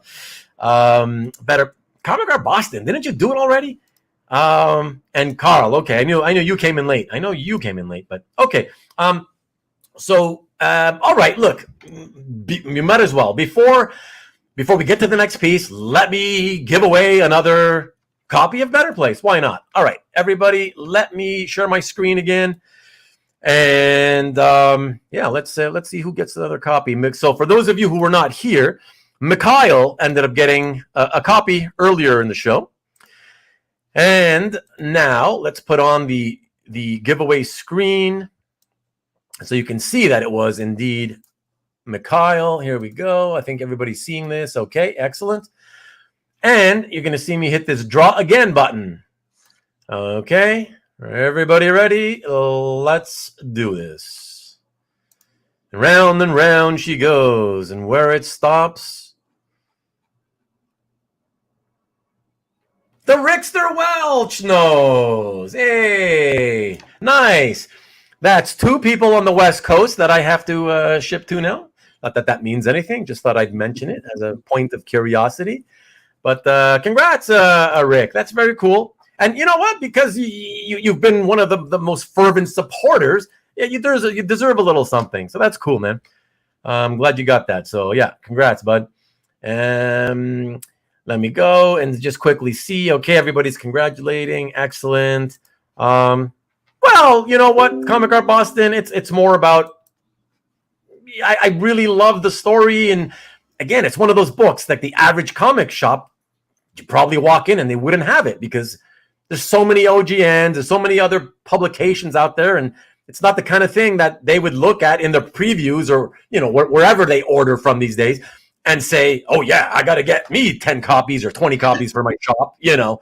unfortunately, it's got to be a lot of word of mouth to get these things out there, into people's hands. So, if I can, you spend a few bucks just to get a few copies out there. Why not? So, I'm happy to do it. I'm happy to help Duane, get a little bit more promo too, especially since he's working on his next book now. So, why not? And Ian says West Coast stays awake. Yeah, exactly. Yeah. And all right, nice, Rick. Thanks all. All right. I'm more likely okay. And Karen's pages, fun videos. Oh, I didn't see that. I must have skipped over it. Okay. Oh, she's saying congratulations. Okay. Especially glad I tuned in tonight, but need to leave in a little while. No worries. Duane, many congratulations once again. Thank you. Thank you so much. Okay. And let's see. But Comic Art Boston. Yeah, don't. Well, no, yeah. If you've got to go, you've got to go. That's cool. Yeah, you because you always say you got to go, but then you're still here like 15 minutes later, so hanging out. So I'm curious about that. But yeah, I'll stop sharing and let us get on with the show and tell everybody because we are super way behind, especially given that we started an hour later than usual. So. Yeah, Stevie B, in place of winning, maybe you'll just head down to the shop right and ride around in a shopping cart. I'd love it. And get somebody to film it, though. That'd be awesome. Okay, if you can, as long as you can, that'd be awesome. I appreciate it, man. And yes, please, if you can, thank you for all the likes, everybody. 33 likes. I really appreciate it. And if you haven't done so, please, I'd love to get more thumbs ups. I would appreciate that. Thank you. And you know what? Very quick, why not? Everybody, just before we get to the back to the show and tell, since Nikki B's here, let me do the usual reminder that every Friday at 7 p.m. Eastern, 4 o'clock Pacific, you can check out Nick's show. It is a combination sales show / chat show. A lot of fun. I'm always there. Unless I really can't be there, very rare, but usually there. Duanezapain, Marcus, Rickster. I mean, a lot of us are usually there. Here we go. This is what it looks like. And here we go. Let me pop the URL for him here. So it's youtube.com/theexp. So that's very easy to remember. And hold on a second. For my pal Nikki B, here we go. Let me also do this.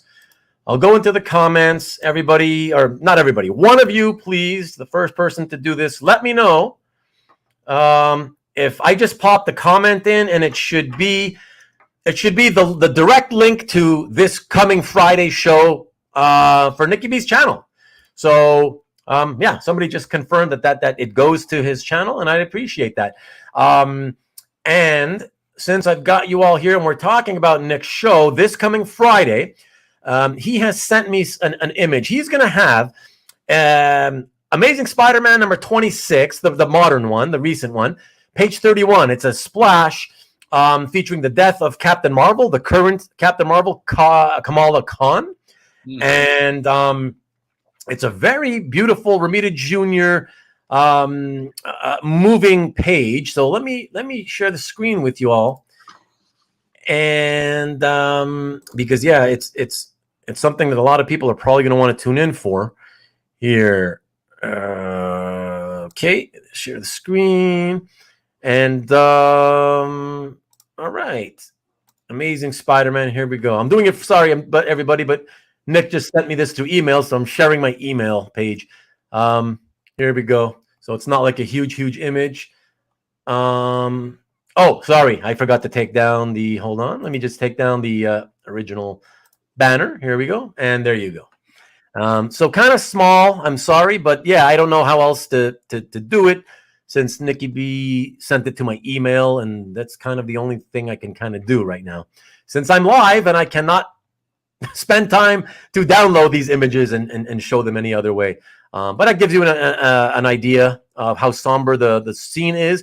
And I guess it kind of goes pretty well with the mood of that we've been talking about here. So, check that out. Also, he has shown me. Okay, sorry, Nick, but there's no way I can. Let me see. Do the no, I just I can't. There's no time for that.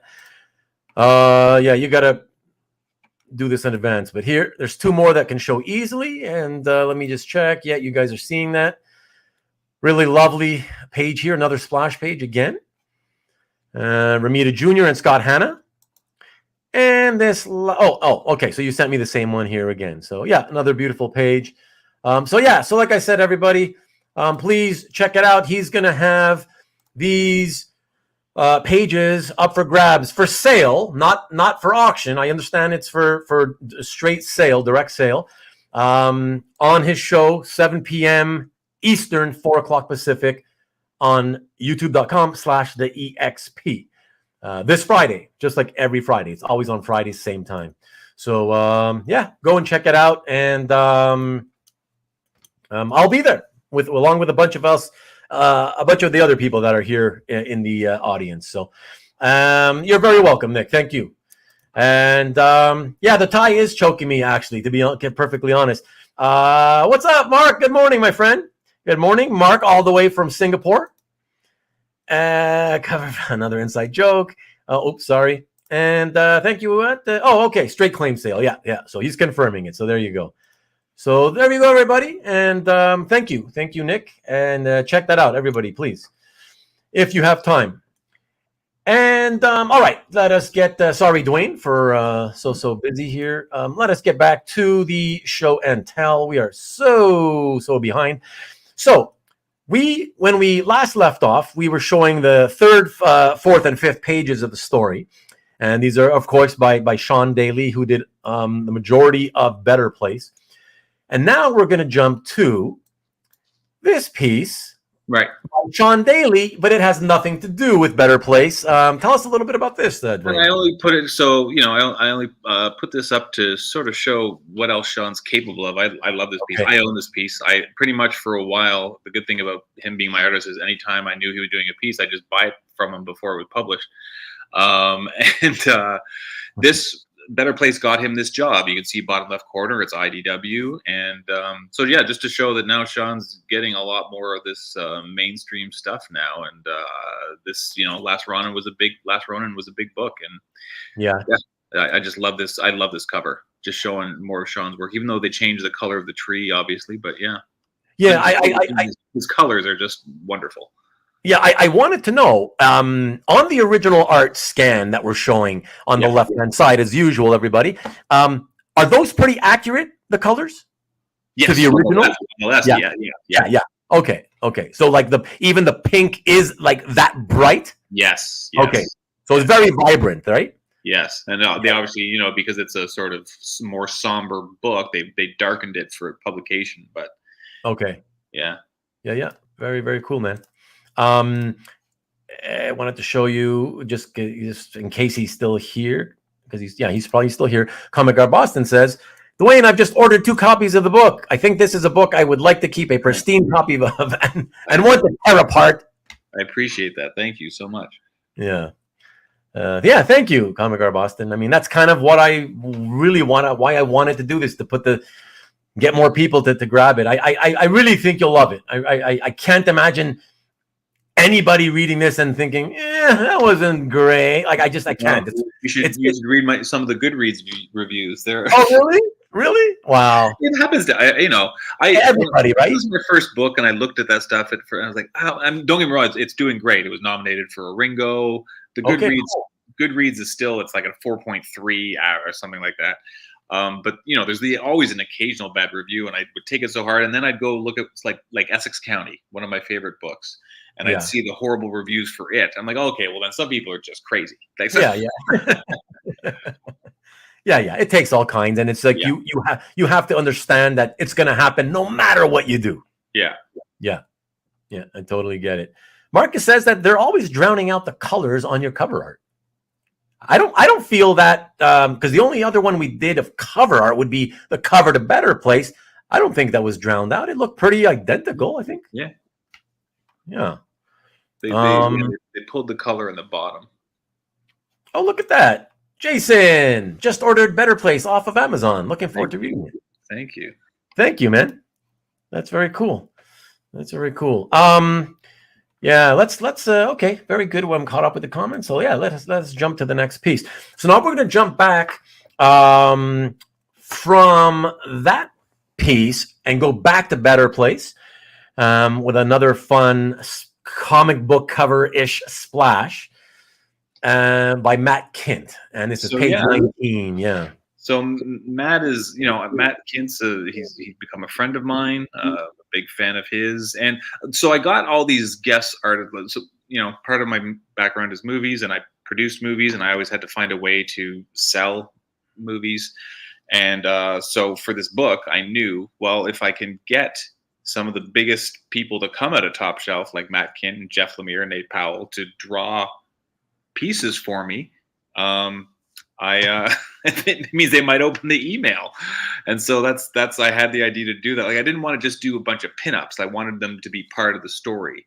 And this is actually something Matt did for me well before the book was published again. I asked occasional creators to rather than getting a commission of Batman, because I have so many original characters in my mind, I asked them to draw them, and it sort of gives me it's a way for me to see top artists sort of bring my characters to life. And then so I asked Matt if I could just publish this, and he said yes, and so I got it in the book. Oh, well, it was just it just added to it, man. It's very, very cool. So great piece. I just did want to say good night to you, Karen. If you're still there, thanks for tuning in as long as you could. Go take care of the family and take care of those videos you're editing for your own channel. And everybody, yes, Karen's Pages. She goes by Karen's Pages because she has a brand new YouTube channel. So yeah, please give her a shot. Check it out.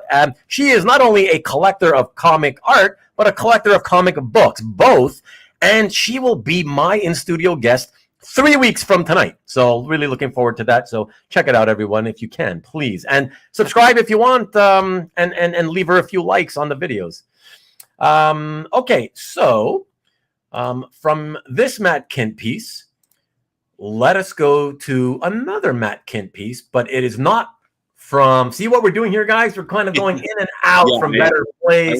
I wanted to just talk about the pieces from these artists that inspired me. Yeah. And so I think, so this is from a story called 3 Story, The History of Giant Man. Matt did it after Super Spy. And he actually gifted me this piece. Oh, and cool. 3 Story to me is his best book. Like, I absolutely love it. It went under the radar. Dark Horse, I think, published it. And I think it's a beautiful book. And he gifted me this piece from it when he flew in to visit with me, because him and I were talking about another one of his books that hadn't been published and never did get published, being made into a movie. So we had a sort of long weekend session of banging out how we would do that. But then he ended up never publishing the book, and he actually left the publisher and paid the advance back because of how he was being treated. Oh, wow. I think I might have misheard. Which book didn't get published but got turned into a movie? Didn't. So it was going to be published by Ande, and so we started early on that, because that's what happens now. The books get picked up before they're even published. Right. And then we just ran in a lot of trouble with them. And Matt ended up pulling the book from them, and then it's just never been published. I think he released it as like a PDF during COVID as a charity thing. Okay. Yeah. So. Okay. Well.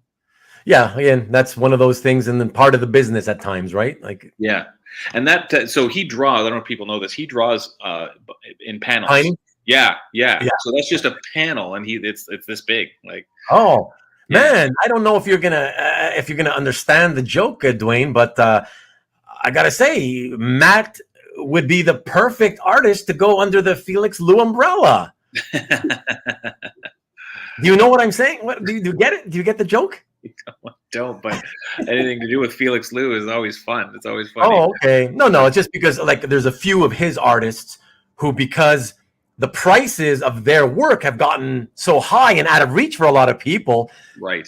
The way that he has decided to figure out how to make more affordable offerings for people with lower budgets, right, by making, lower priced commissions, but the size of them are getting really, really small too. Yeah. Interesting. So it's an interesting way of doing it, but it allows people to get something from the artist, right? Yeah. So it's kind of fun. It's cool, Yeah. So all right. So from there, let us take a look at this. This is a kind of a fun page. Also, we're sticking with Matt Kindt, but we're outside of the Better Place universe. And just showing his sort of mainstream stuff. And this is, just a cool, it's not often you get these indie artists doing Marvel work. And so he was a big Super Spy guy. So obviously Black Widow is perfect for him. And he always did these little things. Like I love the word bubbles where it has the little things pointing to like the little spy type things. And so this was really influenced by Super Spy, which is a book I loved.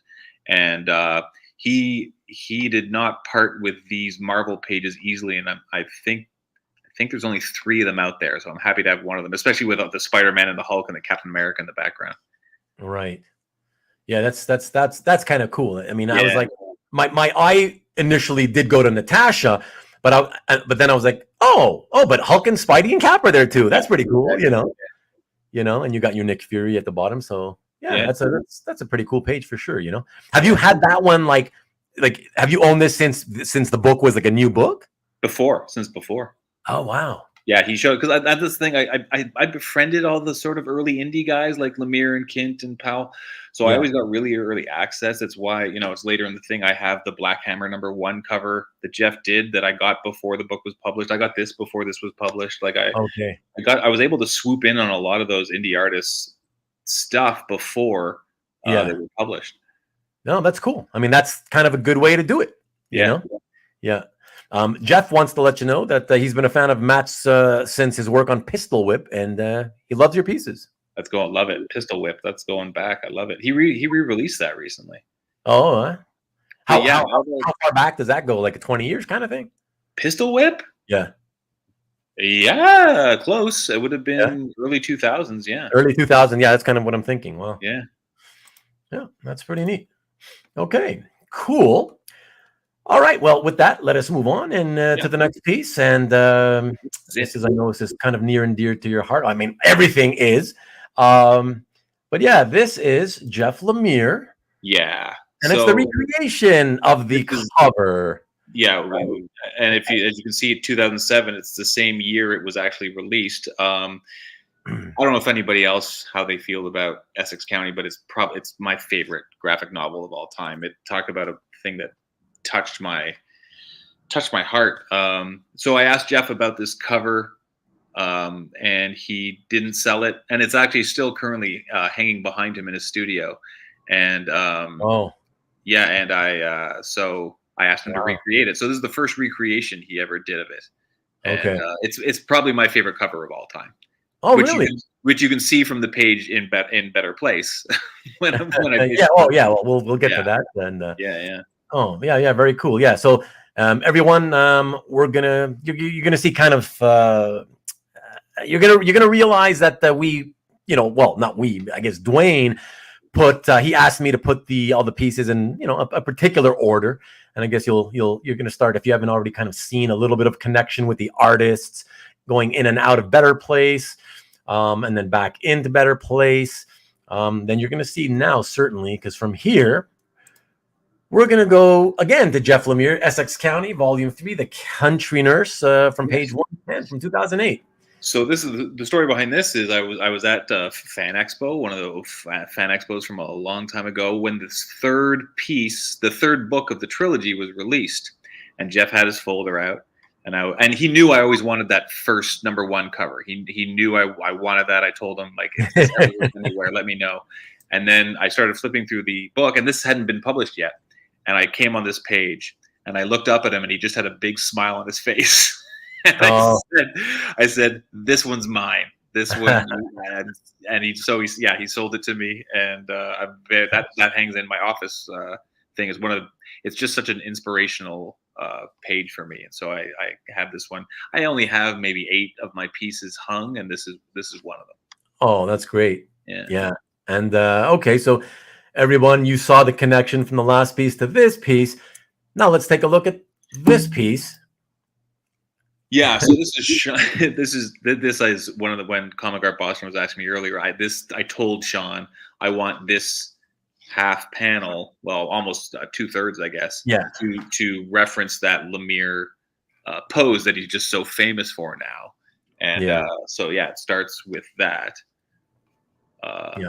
Having my own character drawn in that style, very, very fun. Yeah, for sure. I mean, the style, it's part of the story of your first book. I mean, it's all, it's all very, very cool for sure, And Marcus says, I can see the influence. Yes, and that's partly, I mean, here's the thing. When I wrote Better Place, my dream artist was Jeff, but Jeff was already too big to do it for me. And I came upon Shawn's stuff, and I could see a bit of that influence, and so that's why I went with him. Yeah.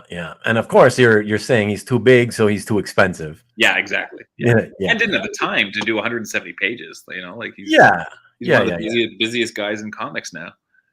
Yeah, and let's not forget what you mentioned earlier, that you did this all on spec and then started sending it out to publishers, right? So, can you imagine how much money it would have taken to have to pay off Jeff Lemire to do an entire, it wasn't going to happen. But, lucky enough to still. Yeah. No, listen, you know what? The truth is you kind of help introduce Shawn Daley to the world in that way. And he's just an absolutely fabulous cartoonist. So he is. I'm kind of happy it worked out the way it did. Yeah. Because I wouldn't have known about him if it hadn't been for you having done this book. So that's fantastic. So Comic Art Boston saying, so his take on mainstream Marvel is really nice and unique. Oh, you're talking about Jeff Lemire, I guess. Maybe Kindt. Maybe Kindt.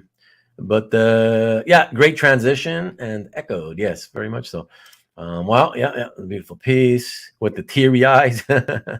Still hanging in there, I see, but we'll definitely leave in about 10 minutes. No worries, my friend. I appreciate it. And yes, I was going to say that next. The dash of color is great for this piece. Exactly. This particular piece, because it's, much larger, almost a full splash, and only a tiny splash of color. This is what you said earlier, Schindler's List. Schindler's List, yeah, exactly. It's the red raincoat. Yeah. So very, very cool. And you tell me, Duane, but is this coincidence or is this also part of the whole? No, this is not at all. This is.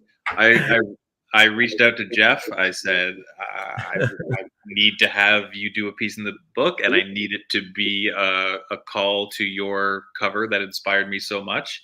And it's amazing. He did this in I want to say a couple hours. He texted me. He said, okay, I'm starting on your piece. He said, the only thing I want to know is what color is his hair? And I said, it's blonde. And literally couple hours later, he sent me this, and I just about fell out of my chair. I was just blown away by how beautiful it is. It's also huge. It's I'd say 14 by 20. It's huge. Wow. And I have the original upstairs, and you can't see it in this scan. I mean, you can never do, but the way he does the splashes of white for the stars and all, it's just stunning. Yeah. Well, we can all imagine anyways, because most of us have either, if not owned, we've seen, plenty of pages with outer space scenes in the background. And, it always looks just gorgeous the way they do that, the technique is really, really cool. And I actually like I don't know what you want to call it, but the wall, the hazy, watery wall, Yeah. Love it. Just all that watery dripping, and it's so organic, Yeah. Really fantastic. And I'm glad for the publishing of it. They didn't try to smooth that out, They sort of yes, exactly. I mean, I was stunned when I had to put these together. I was like, oh my God, this may be one of the like few like color pieces I've ever had to make a slide for where there's literally it's virtually identical to the public. Exactly. You know? Yeah. Wow. It really captured exactly. It's fantastic. Yeah. So Carl, you are sensing a theme. I think it's just coincidence, but it's okay. You can sense a theme. But amazing. Beautiful. Okay. From there, we go from Jeff Lemire. Well, we're not going from Jeff. We are going from Jeff Lemire, but we're staying with Jeff Lemire, but we're going to bounce out of Better Place and jump into this book, Essex County, which I don't know. Guys and gals, let me know in the chat. I'm curious because this is very much what I would call very much a piece of comic book Canadiana. Oh, yeah, huge. I'm just curious how much of inroads it may have made into the United States. Can you guys tell me if any of you have read Essex County, and if so, what you thought of it? I'm just leave me a quick comment in the chat. I'm just curious. But this is a cool page because, of course, with the hockey and tell us about the story. So I got a story with this page too, and because I think you have the next slide after this. So as I've mentioned, Essex County is the biggest influence on my comic writing and my favorite graphic novel of all time. And I got this page really cheap. Anytime I see an Essex County page cheap, I buy it. And I bought this page a couple of years ago. Okay. With the hockey and the announcer. And so those in the States probably don't know, Essex County was adapted into a CBC show. And I'm an actor, and Jeff gave me a call and he said, how would you like to play the hockey announcer in the show? And I sent him this page. I said, just so you know, I own this page. Oh, I own that. And so there it is. And there's the picture of me as the hockey announcer with the CBC. And so it was like an amazing dream come true. I got to play the part of retroactively of a page I owned. I'm playing the character who's in the page.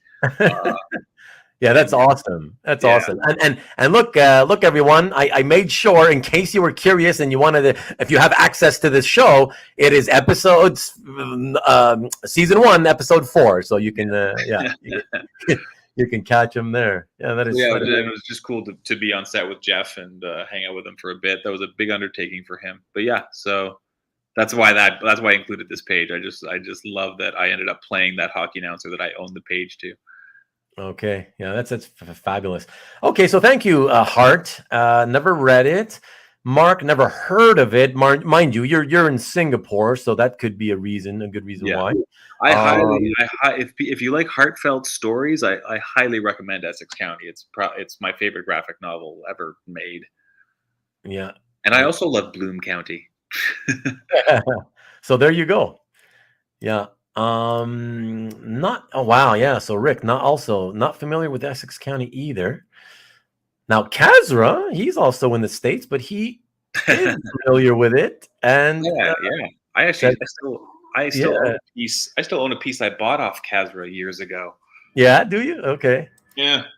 And Mikhail's back, and the winner of our first giveaway. He knows it and loves it. Great story, yeah. And Carl, incredible story and the story that he told, I guess you're talking about. Yeah. Oh, look at Marcus. Marcus is West Coast, West Coast American, but he knows who some of the big name Canadian guys are. We've got a San Jose Sharks icon there. I see a San Jose. Yes. San Jose Sharks. Yeah, that's awesome, man. That's funny. You'll try it out. Cool. You know what, Hart, you might win one. How many did I give away? 2? Yeah, I've given away 2. Okay, you know what? How many people are here? Let's see. Try it out. Okay. Yes, thank you for the likes, everybody. Thank you. Hit the like and the thumbs up. I'd appreciate it. Carl in Hawaii. Never heard of it. Wow. Okay. I know a lot of it has to do with, the fact that it's independent, but I do think it's because it originates in Canada. It has something to do with it, Yeah, it just Canadian stuff. Oh, whether it's music, industry, comic, whatever, entertainment. It's always more difficult for Canadian stuff to break into American markets in that really deep way, if you know what I'm saying, Duane. Yeah. But yeah, that's very cool. Okay, another one, CJ. Man, a lot of that's kind of sad. And Comic Art Boston, not familiar. The Easter egg Essex County into Sweet Tooth too. Oh, did they? I didn't watch it. So okay, interesting. That's cool. And Marcus happens to be a Letterkenny freak. Does he? Do you know that for a fact? Hart says he'll buy a copy. Okay, cool. They Easter egged Black Hammer into Essex County. So okay, that's yeah. And his massive pistol whip. Oh boy, Mike really loves pistol whip. He's bringing it up again. It's a great read too. Okay, good to see you, Duane. Stuart Sager piece. Okay, all right. So everybody, let me come back here and go on to the next piece. You know what, everybody? For those of you still here, and I appreciate you. Thank you very much. For those of you on Rewind, who you watch on Rewind, if you can ever make it live, it's so much more fun live. So you should try it. The other thing is that sometimes I'll do giveaways like tonight, and I've given a couple of copies away of the graphic novel, the original graphic novel, Better Place, written by my friend Duane, who is in the studio with me tonight. And what the hell? It is my 1-year anniversary of doing content on YouTube. Let us, we're probably going to finish at like 1 a.m. or something, but let me give another book away. Why don't we? Okay. So yeah, let's do another giveaway. Is that cool with you, Duane? Yeah. Yeah. Okay. Let us get another book into somebody's hands. And yeah, thank you, by the way, for, was it Hart? One of you reminded me. Oh, it was Duane. It reminded me there was only so many copies left. Well, I'm sure they'll get more. And if not, I'm a man of my word. I'm old school. I shake hands and I keep my word. So even if they were to sell out and never get any more, worst case scenario, I buy it retail from somewhere and I would pay whatever it costs to ship from Canada to the United States because I'm a man of my word. If I tell you you're going to get one, you're going to get one. All right. So don't worry about that. And thanks to those of you who are buying it and ordering it. So yeah, we really appreciate it. That's really cool. Okay, so everybody, yeah, let's do that. Let me share the screen so you guys can see. So Mikhail got the first copy, and the Rick Welch got the second one. So I will share here the screen so you guys can see again. And that's the giveaway tool. All right, so here we are, everyone. For those of you, just in case any of you weren't here before when we did a giveaway, really quick, if you haven't already done so. If you have, please don't do it again. If you haven't done so, enter hashtag Better Place. No space in between, just hashtag Better, BetterPlace. Better Place. I'll just give you guys a few seconds to do that, if in case there's somebody who hasn't done it yet. And here comes somebody brand new. Let me just pop that up real quick. Hello, I come from manga, but it's so surprising to see someone still collecting classic black and white original comic art. Okay, that's interesting. Okay, well, manga's great. I don't myself read it. I like to look at it. But thank you for finding my channel and coming in. Yeah, it's not all black and white, the art that we're showing tonight, but mostly black, pen ink and wash. But yeah, good to see you. And Geeks and Drinks, there we go. Geeks and Drinks. Thank you, sir. And Mark Fong. Pretty sure you did it earlier, Mark. But okay. All right, so we're good. That's good enough. I think everybody's done it. Let us do the giveaway now. And yeah, here we go. You're going to see me click the Draw Again button for the third giveaway of a copy of Better Place. Let's do this. Round and round she goes. Where she stops. Carl in Hawaii. Boy, I really hope that there's a Hawaii located Amazon that I can pick from. Holy crap, because that is otherwise going to cost me a fortune. But congrats, man. Congrats, Carl. That's really awesome. I'm glad that after all the time that you've spent tuning in and supporting the shows, very, very happy that I can get a copy of this out to you, man. That's awesome. So very, very cool. Woohoo, Carl. Congrats, Carl. Congrats. And grats, Carl. By the way, Ian, you said you left. I thought you said you left. What's going on? Huh. Okay. Anyways, always happy to have you. Anyways, but and congrats, Carl. Okay. And by the way, of course, I believe when I gave away the first one to Mikhail, I think that I was joking around, but I think you might have stepped away. I'm Rick. So. Rick, maybe you did, maybe you didn't, but either way, Rick, you know how to reach me. Just reach me so I don't have to look up your address. Just email me your address and with a phone number, just so I know I can fill it out and put the order in for the books right away without having to look for it. I would appreciate it. And you're very welcome. You're very welcome, my friend. And Mark says. Hawaii is already a better place. Exactly. Very well said. And Marcus, that's what I'm thinking. He can't bear to leave me. You know, I had him at better place. He showered the kids and they're in bed already. Skills. He's got the skills. Well done, my friend.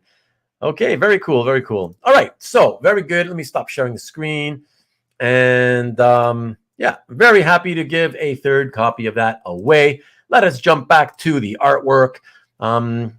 Everything okay with your baby girl, Duane? She's tossing. I have to tossing. Okay. Next small break, I have to bring her in for her night pee. Okay. Yeah. Okay. You want to go? If you want to do it now, I'll zip. That's yeah. zip. That's zip. Okay. All right. So everybody, next piece on the docket tonight. Oh yeah. Well, so here you go. Here's the as everyone. I don't know if I feel like Jeff is well known in comics, even in modern now. But this is. Yeah, I think so.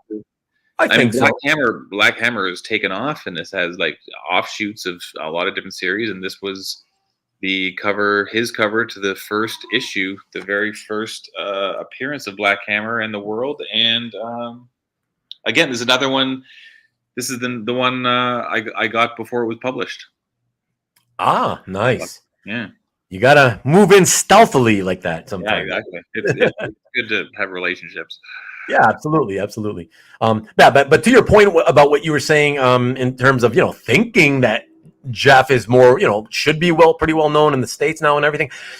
You know what? I think he is. It's just that I think for most Americans, and I say this given what everybody's responses were earlier about Essex County, I think most Americans know him now, but know him because of the fact that he probably, he started making a name for himself in mainstream comics, and that's why I think a lot of the people that know him for that stuff just probably never occurred to them to think, oh, let's see what else he's done in the past. You know what I mean? Before, So, Hammer, don't hurt him. Yeah, please, Hammer, don't hurt him. Yeah, Marcus says that his writing is very well known. So more known for his writing. Yeah, that's true. Yeah. Kazra, Jeff Lemire is huge. Yeah, I don't know about that, but yeah, he's I would say he's definitely very well known. Great way to celebrate the 1 year anniversary. Well, I'm glad you think so. I appreciate it. Thank you, Comic Art Boston. Okay, so very, very fun piece. Let us now go to the next one, and from there we go to a Farel. Do you say Dalrymple or Dal? Yeah, I do. Dal? Okay. Okay. Yeah. Never been sure, so I just say Dalrymple, but yeah. This is, if people don't know Farel, this was his sort of first known book called Pop Gun War.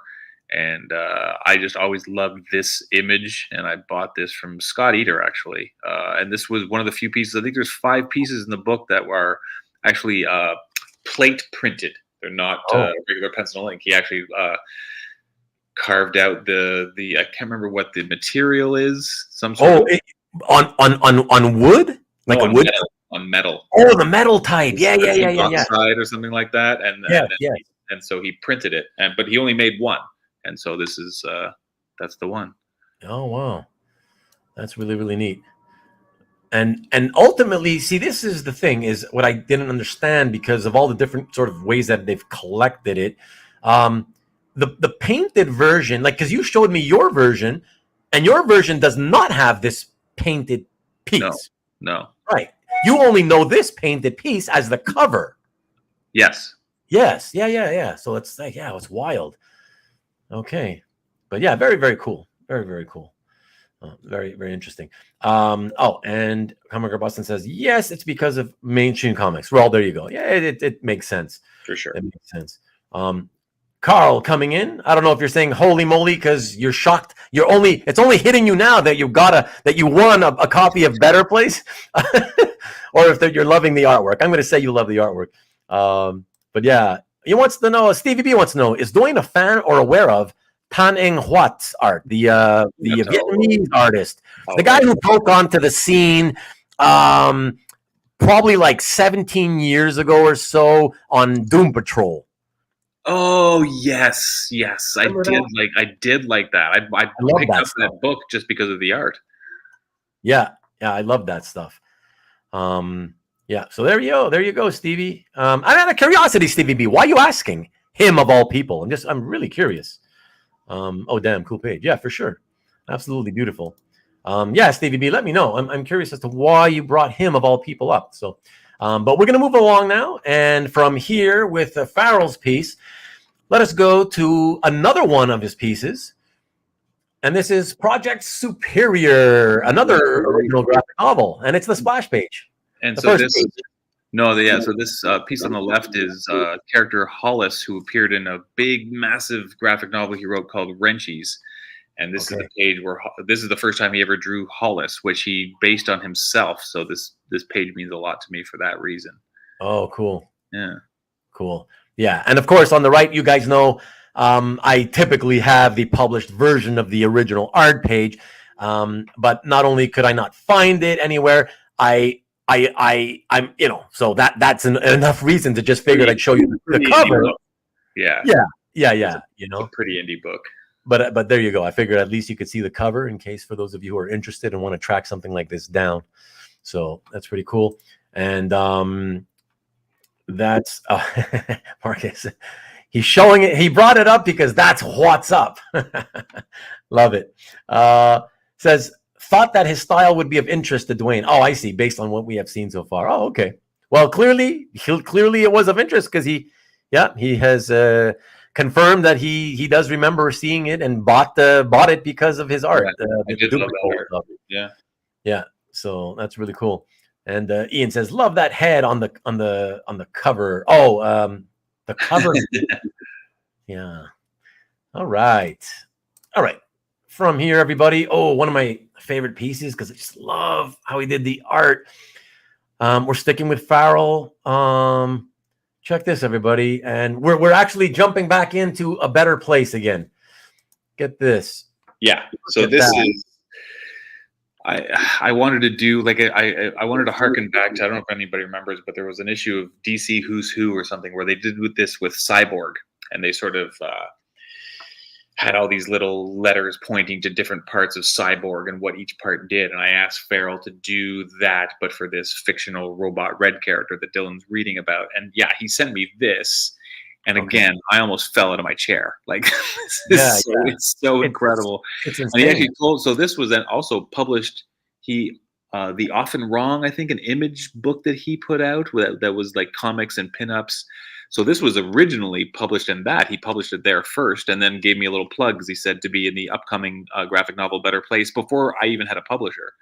So he gave me a nice plug there. So this actually appeared in Image before it appeared in my book. But wow. That's he also gets asked the most about this being, if there's a print for it. He gets asked about this all the time. So, and they left. And I, like you mentioned with the Lemire piece, there's virtually no difference between what the original on the left that I own, because he used exactly. Yeah. Because he used the colored paper as well. And it's nothing was done in post except for the title. Yeah. It's incredible. Hart says that it reminds him of Ultraman. Right. Yeah, but just incredible detail. The colors, the detail's insane, and all the pop outs. It's nuts. Yeah, it's Really, really wild. Yeah, love that one, man. Yeah, that's very cool. And I believe from there we stick. I believe we stick with one last Farel piece, right? Yeah. Oh, I think a lot of you guys are gonna love this one, and you'll see in a second why. Because this one is indie yet very mainstream. So check this out, everybody. So cool, so cool. So actually, so I own another page from this story. It's the Strange Tales books again. And again, if you haven't read these, they're really fun. They're indie artists of like the early 2000s taking on Marvel stories, Marvel characters. And I actually bought. So I had another page from this, and Jeff Singh had this page. And this is the one I always wanted because this is the one Farel did from the How to Draw Marvel comics, and he just sort of recopied it in his own style. And then you can't see it here; it's probably too small. But in the margins, he sort of does a shout out to taking this from the How to Draw Marvel. Yes, in between the panels. Yeah, you guys can't read it, but he in between. You can see in between the first and second tier. He's he's writing that. He's basically giving credit. Yeah. So everybody knows where he got this from, and Jeff contacted me because he knows I always love this piece, and he sold it to me, and I picked it up at the last gathering. Actually, yeah, I love this piece. Oh yeah, really? That's so cool because right now it's really not hitting me as something that I ever remember seeing at Jeff's house. Oh yeah. Wow, that's pretty wild, man. Yes, please, everybody. Thank you, Nick, for the reminder. I always forget. Please, everybody, if you haven't done so already, a nice clicking the thumbs up would be very, very appreciated. Thank you so much. Appreciate it. Yeah, very cool page, Ian, for sure. Anybody who's ever had a copy of, How to Draw Marvel, comics the Marvel way, this is such a memorable page, so really, really cool. Yes, that top right panel is John B. Yeah. Yeah, and not familiar with that. Oh, that the Strange Tales 2 series. They're a lot of fun. Yeah. Lemire does a Man Thing story in one of them. Kindt did the Black Widow. And I believe, if I'm not mistaken, but obviously Duane, correct me if I am. I believe both of the Strange Tales revivals, both of them were meant as a showcase strictly for those indie artists. Correct? Yes. Yeah. Okay. Kate Beaton has a Thor story in there. Like it's all those indie people from that time period. It's really, really cool. Yeah. That's really neat. Okay. All right. So let us move on to the next piece. And from there we go to a new artist, but very graphic. I love the graphic nature of this piece, man. Check this out, everyone. Tyler Boss, a book I've never heard of myself. Yep. But 4 kids walk into a bank. It almost sounds like one of those 1970s era racist jokes. Right. So this is I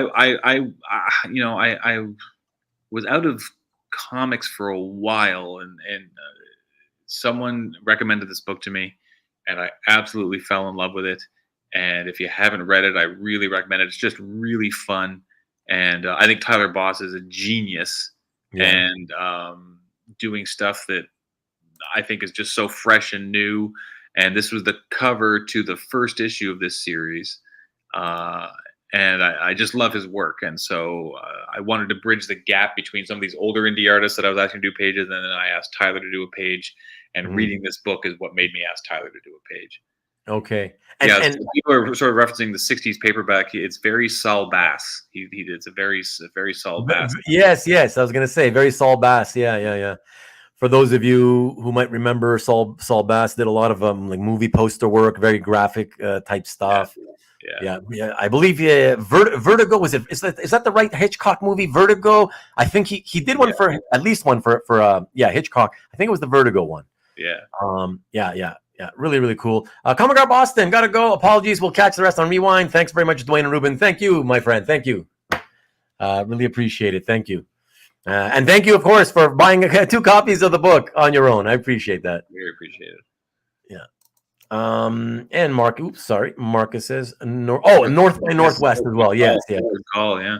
Yeah. There you go. Thank you, Marcus. Yeah, appreciate it. I was thinking, I know there's more than one, but I'm like, which one is it again? Yeah. Thank you. Yeah, fantastic stuff. All right, from there, as we've been doing throughout the entire show so far, we're keeping this connection going. It's like a chain link fence. So we're gonna go from this. We're gonna jump back to a piece from Better Place, but the connection is that it's one by Tyler Boss again. Yeah. So, yeah, let's look at so this. I had Tyler do this. So originally, if you can see the top left, you'll see it later. I'm playing with death, obviously, and so originally I had Death of Robin and as sort of my touchstone, and I had Jim Rugg do a Death of Robin piece, and the publisher said it was too violent, so I had to replace it, and I didn't want to ask Jim to redo it, so I reached out and asked Tyler to do his Death of Superman take on my character, and this is what he came up with. I basically said all I care is that there's a cape and it's on something, and that aspect of Death of Superman looks like it, and I said, otherwise, put the background however you want. And he did this, and I just find it so interesting. There's a whole story just in this, with the guy looking up and the gas can by the car. Like, Tyler added so much to what I asked for such a simple thing, and I absolutely love this. This might be my favorite piece in the book, to be honest, because I think there's a whole story behind this that I just absolutely love. Okay. And I don't know what that story is, but there is one. Okay. And yeah, just for all of you who saw me flash these other versions, I mean, you want to say anything about that? Yeah. I asked for like a grayscale because I didn't know what I was doing with color yet. And then I asked for his colors. And so he did the yellow on the right. And I love his colors, but it didn't suit the book. Yeah. And then the grayscale on the left, because I didn't know what was going to be grayscale and what wasn't. But I ended up going with the published version is the earlier one with all the red in it. And with the cigarette smoke taken out as well, because the publishers ended up pushing this as a YA book, which I find it, like you said, I think it's an all ages book, but they were pushing YA, so I had to take the cigarette smoke. Okay. Yeah, and that reminds me, I'm so sorry. I believe it was Mike NSN Art who asked, and I apologize if it wasn't you, and if I'm forgetting who it was, asked if Better Place can anybody read it? I think so. Like, I did not write it for the audience that it's sold to. It's sold as a YA book. I wrote it like Essex County, even though there's a young child in the protagonist. I wrote it for adults, especially nostalgic adults. Yeah. But the publisher pushed it YA, and so if anything, it's more it's more easily readable for a wider audience now, because I actually pulled some of the more graphic stuff that was in it to suit a younger audience. Okay. So yeah, I think it reads pretty wide. I think there's stuff adults will get from it that kids won't get, and then I think kids can still get something out of it too. Yeah. I mean, not too young. It's pushed as middle grade. I wouldn't go like the Dog Man audience or anything like that, but I think. Yeah, that's kind of what I like. For me, what I felt was, and this is why I think at the top of the show I mentioned that it's like, it's so fantastic, and yet it could be read by adults, but also kids. But what I guess I should have clarified. For me, my feeling is probably, let's say, 12 years-ish old and up. Like, I wouldn't try to give it to an 8-year-old, because I think in that 8 to 10 range, it's a little bit, the whole death of the grandfather situation. I wouldn't want to give that to somebody that young, So yeah. But I think at 12-ish, 13. Yeah, exactly. Yeah, it's not so bad, right? And like I said, it's still it's very uplifting, so that even sensitive 12-year-olds, it's not gonna, I don't think it's gonna damage them. You know what I mean? So okay, fantastic. All right. So from there, we are going. So we are going to go to this piece. Very interesting here. I feel like I need to read this series. Street Angel. Yeah, Street Angel. So this is so we're going to go into Jim Rugg. Jim Rugg is cartoon. What is it? KAYFABE. Yeah, I don't know how to say that, because I don't know how to say it. Yeah, I don't either. So he runs that, and I was a fan of Jim's when he did this indie series called Street Angel. He doesn't sell art from that book. Oh, he doesn't. Oh, well, there's a couple pieces out there, but he did. So this was used for advertising the book. Okay. I think the top right piece looks like a Daniel Close drawing, actually. Like, yeah, that's what I was thinking. Yeah, exactly. Yeah, it's really got that feel to it. So I bought this from him at a TCAF because I love Street Angel. There's no other art available for it, really. So I still have this piece. It's one of my first pieces. Oh, really? Yeah. You mean first pieces that you ever collected? That I ever owned? Yeah, it's easily one of my first. Wow. So you got, like, when, as far as comic art goes, you went right in on the indie stuff. I did, yeah. Well, it was affordable, right? Like, yeah. So, well, yeah, but you know how it is. It's like, it's one thing to be affordable, but yes. I don't think most people would buy something indie just because it's all they could afford. I mean, you got to kind of like it to some. Yeah, you know, I did. I think this is a really fun book. I love Jim's work. Yeah, and it's not hard to. It's really hard now to find an actual published Street Angel piece. So. Oh. Well, it's really cool. Yeah. It looked like fun. I explored it online there, and I was like, oh, this looks kind of like fun. And I was happy to read because my daughter's like 14, but doesn't read much anymore. But I'm always trying to find stuff that she might like. And I thought, a girl that seems to be similarly aged to her on a skateboard. I'm like, she fights ninjas. Fights ninjas. I thought, she might like this, And I was happy to read that that it is intended for Jim Rugg intended it for all audiences. So that's cool,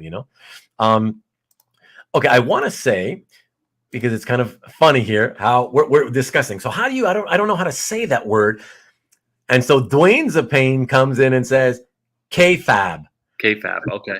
But then Marcus follows up with KAYFABE. I don't know. KAYFABE. I mean, I still don't know, and you I guess you don't either, Duane. No. It's a wrestling. I only know it's a wrestling term, but I don't know. Yeah, and so that's true, right? So that in that case, I might have to lean more towards Marcus because he's a wrestling guy. So then I'd have to. No offense, Duanezapain, but Duanezapain, if you have a reason why you think you would insist that it's KAYFABE, let me know. Oh, now we're getting more. Kazra saying KAYFABE. Okay, so that's the same thing. KAYFABE. So they've said it on the channel as. See, no, you're saying KAYFABE. That's a silent E, isn't it? Right? KAYFABE. Okay, and Chuck. Hey, Chuck, what's up, Chuck? KAYFABE, you mean? KAYFABE? KAYFABE. Okay, if it's KAYFABE, like Kazra says, tell me if it rhymes with maybe, right? Call me Fabi. You guys are nuts. But yeah, KAYFABE. Yeah, so tell me if it's supposed to rhyme with K maybe. Just say yes. Okay, if that's the case. Thanks, guys. That's crazy. Okay, let's in the meantime go on to the next piece. What Duane was mentioning, he hinted on this just a couple minutes ago. Hold on, let me get to that 10-second delay. You're killing me, Chuck, because that can be babe or baby. In America, that's babe, for here in Canada, that's always been babe. Yeah. But I've seen it in literature, in different types of literature. They mean it to be baby, and they put it as an E instead of a Y. So yeah, but I'm gonna go with he means babe, and the Kazra is saying rhymes with. I guess you're saying babe, so not maybe. So KAYFABE. KAYFABE? That's what I've been saying. I've been saying KAYFABE. And Duanezapain says rhymes with babe. So KAYFABE? Yeah, Duanezapain, Fabe, Kazra, Ruben, KAYFABE. No, not that looks like Fabi. So there's still no actual 100% agreement. Cambridge says KAYFABE like hot babe. Okay. Cambridge, guys. I think I'll take Cambridge over wrestling. Sorry, Marcus. But I'm going to stick with Yeah, that's how I've been saying it. No, it wouldn't be a rhyming lyric in Maybe Baby. It wouldn't be Maybe Baby. Okay, so another one for Abe. Okay, all right. Anyhow, I guess we can all say however we want to. Let's move on to the next piece, everybody. As I was saying, Duane hinted about this just a couple minutes back. So yeah, he's got a little story about this. So check this piece out, everybody. A record for my slide with the most pieces of art on it. 4. I've done 3 before, but this is my first one with 4. Check this out, everyone. So yeah, this is, you know, I wanted to reference the potential of Dylan as a kid, sort of witnessing his character's own death. And so I did the death of, I harkened back to that Death of Robin phone-in thing, whether he lives or dies. And I asked Jim Rugg to recreate it, but with my characters. And then so the original is on the very left. And then we colored it. We colored the paper, and then I added in that text I think I did text instead of call, because no one calls anymore. And yeah, so that, but then this didn't, the top shelves thought seeing that page just too gruesome. So really, yeah. But I still wanted Rugg in the book, so I carved out the head and made it the corner box art of the Tyler Boss piece. Yeah, right. But I mean, unfortunately, they only could squeeze in pretty much just the head of Red Robin. Yeah, exactly, just the head. That kind of sucks, you know. What a shame. But as CJ says, yeah, it's such a great homage, you know. Yeah, thanks, man. Yeah, I thought it was fantastic, but nope. And Jim is great at this stuff. I'm actually, for my next series, I'm having him do a '90s homage cover as one of the variant covers. Oh yeah, okay, yeah. That's cool. Okay, very nice. Yeah, Marcus makes a good point, right? How is that gruesome? It's not really. I mean, there's I guess because at this point we didn't know Robin was dead, right? But I guess they saw it as, oh, he's holding a dead kid in his arms, I guess. Yeah, I mean, again, it's one of those things where when you are not self-publishing, you're at the mercy. Yeah, exactly. You know, and they get to play and make decisions that you don't agree with, you know? Yeah. Which sucks, but whatever. That's the business, you know? But yeah, great piece. I wish it had gotten put in. Yeah, Mike says, Jim can mimic any style. I got lucky and got a ballpoint pen piece from him. His ballpoint pieces are amazing. Yeah. And by the way, Mike, Mr. NSN Art, for anybody who is interested in more, you know, esoteric type artwork, Mike, who has been my guest several weeks back, he has a website. Check out nsnart.com. And you see some pretty cool esoteric, non-mainstream type art. So he represents several artists as well. That kind of goes with the theme of this show. And by the way, Mike, I just wanted to say, I mean, I did this for me. I'm not going to lie. I did this episode for me. I really love the books. I wanted to do it for me. But I immediately, when I had Duane agree to do it, I immediately thought, oh, I don't know how many people will want to watch an episode that's primarily, you know, going to focus on a particular graphic novel, the art to the graphic novel.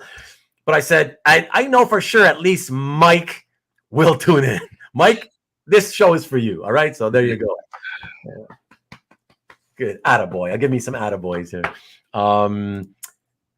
Carl in Hawaii says he got to meet Jim Rugg a couple years ago at the Maui Comic-Con. Really nice guy. Very nice guy. Very nice guy. Yeah. Nice. All right, everybody. Thank you. And I know people are dropping off. Sorry. I know it's probably mostly East Coasters. Yeah. But like I always say, everybody, as long as there's one person here willing to listen, I'm always willing to stay here. So, but okay, let us move to the next piece. And which one?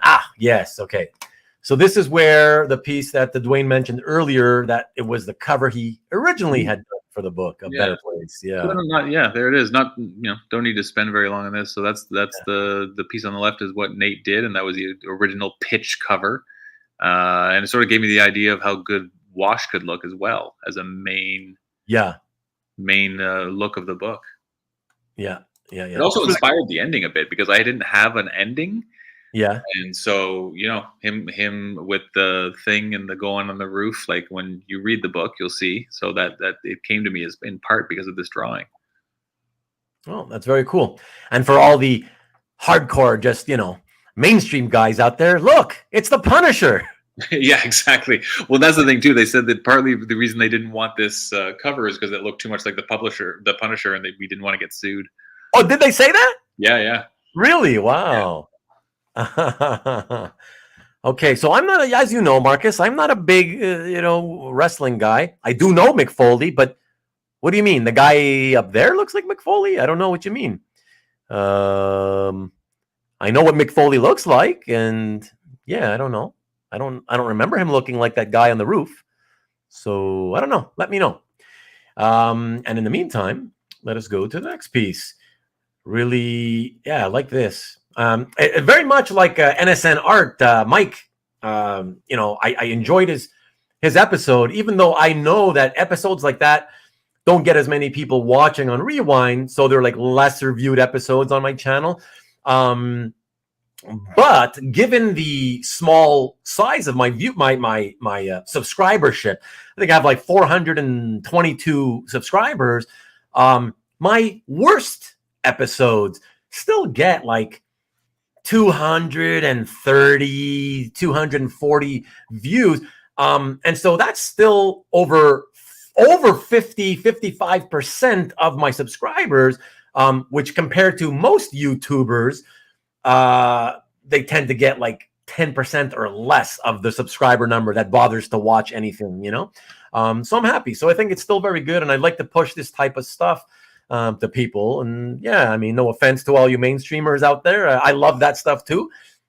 But I like to push out a variety of stuff and try to broaden horizons, So that's why I love doing this, even though I know it may not garner as many views, It's all for fun. I do it for fun. So it's got to be fun for me first. Before we go to the next piece, Marcus says he jumped off his roof as a kid. Okay. And then is that how he got started as a wrestler? As a fan? Oh, because he was a fan of Jimmy Superfly Snuka. Thanks, dude. See, him too. I never got into it, but I did used to watch a little bit here and there.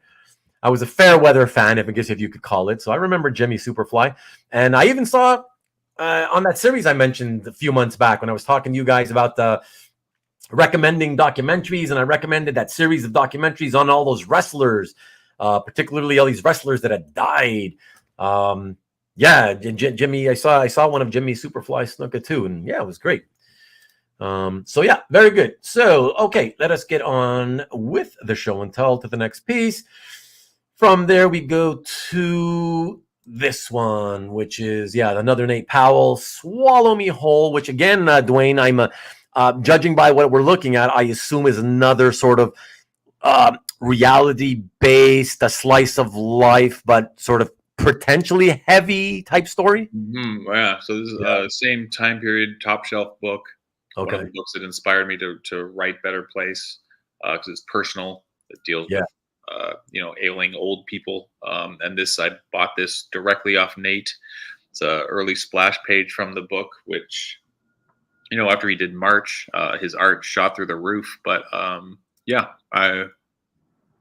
got this from him directly, and he almost had tears in his eyes when he sold it to me. And I felt, well, if you don't want to sell it, about it. But yeah.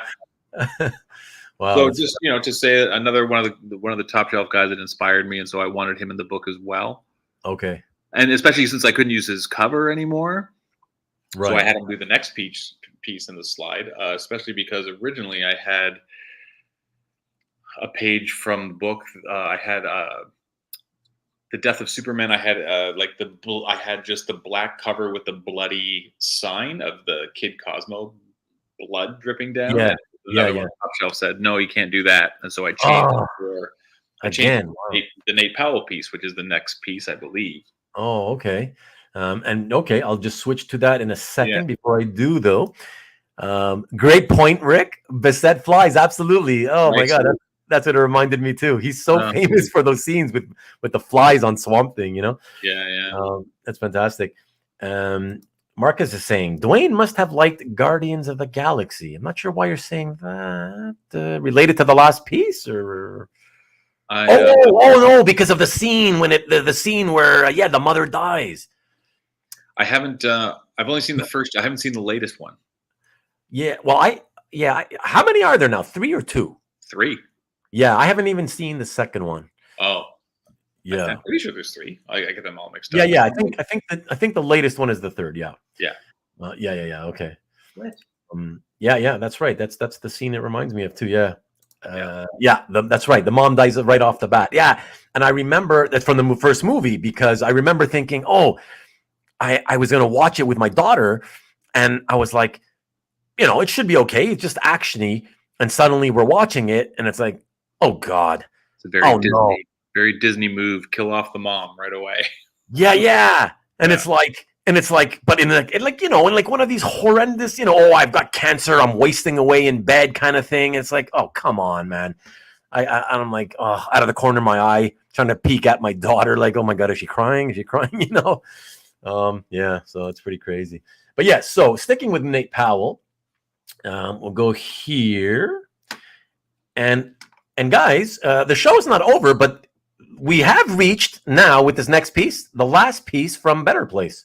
Nice. So yeah, let's check this piece out. So yeah, so I had Nate do this homage.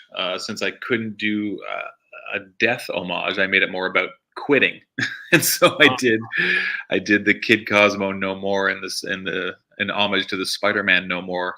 Yeah. Spidey 50. Yeah, exactly. Yeah. No, it's cool. Again, I'm just amazed when these guys all sent me their pieces fully colored, like hand colored, and like the reds are just beautiful. Oh yeah, absolutely, vibrant and gorgeous. I mean, I even like the yellow. I was like, oh yeah, that's a nice yellow. Yeah, really, really, really nice. Yeah, I love the fact that it's an homage. And oftentimes I find like it's risky to do color pieces where you're doing more than one color, but like the majority of the piece is in one of those colors. Yeah. Right. It's risky because it's kind of like at least for me, I always feel like, well, not always, but often I feel, it's like a bit too much red or a bit too much blue or whatever color they've used. I feel like, whoa, it's just a bit much, but it works here. It works. I love the fact that obviously on the inner side of those energy lines or whatever you call them, on the inside of them, he's mixing in the orangey, yellowy colors as well. So aura, right at the aura in the core, So yeah, that's really, really beautiful. Got a couple of what's it? Okay, here we go again with another CM Punk for the wrestling fans. What is that? What's the connection here? CM Punk? I'm not getting it again. CM Punk? Why? He's not. They don't know him as Kid Cosmo. I don't know. I don't see it. For the wrestling fans, I guess that's why it's only for the wrestling fans. Now Rick is saying nailed it. I don't know if you're just following up Marcus's comment, or if you Marcus nailed it, maybe. I don't know. Or if you're just saying that Nate Powell nailed it. Yeah, that Nate nailed it, maybe. Oh, okay. So Marcus is saying that CM Punk likes to quit. Okay. But what do you mean by that exactly, Marcus? Because it's all scripted. So if you're quitting in the middle of the fight, like, it doesn't matter. They're telling him, right? He knows he has to do that. So is it really quitting when you know you're being told to quit? Or are you talking he quit wrestling? Has he retired permanently from the wrestling? Is that what it is? Maybe that's what you mean. I don't know. But really, really neat piece. He quits his job. But what do you mean his job? You mean he quit being a wrestler is what you're saying? Because that's the only job I know. I mean, he went to MMA for a while, but he sucked big time, and he got squashed, and he didn't stay there too long. Kid Cosmo, no more quit. Yeah, very cool. But that's excellent piece and a great way to sort of come to the tail end of the Better Place art. Martin says, he quits wrestling for real and then comes back.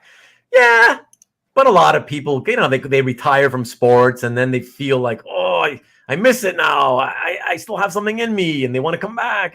I've always understood when they do that. I have an understanding about that. I can understand it. Yeah. All right. So everyone, there's a few more pieces left. 4 to be precise. Actually, 4 pieces left. And for those of you who have stuck around, who are more into the mainstream stuff, this stuff is for you, I guess. Some really cool pieces. As a collector, I'm a collector still too. Yeah. So let's look at that. Oh, did I just miss? Oh, sorry, Carl. I don't know how I missed that, Carl.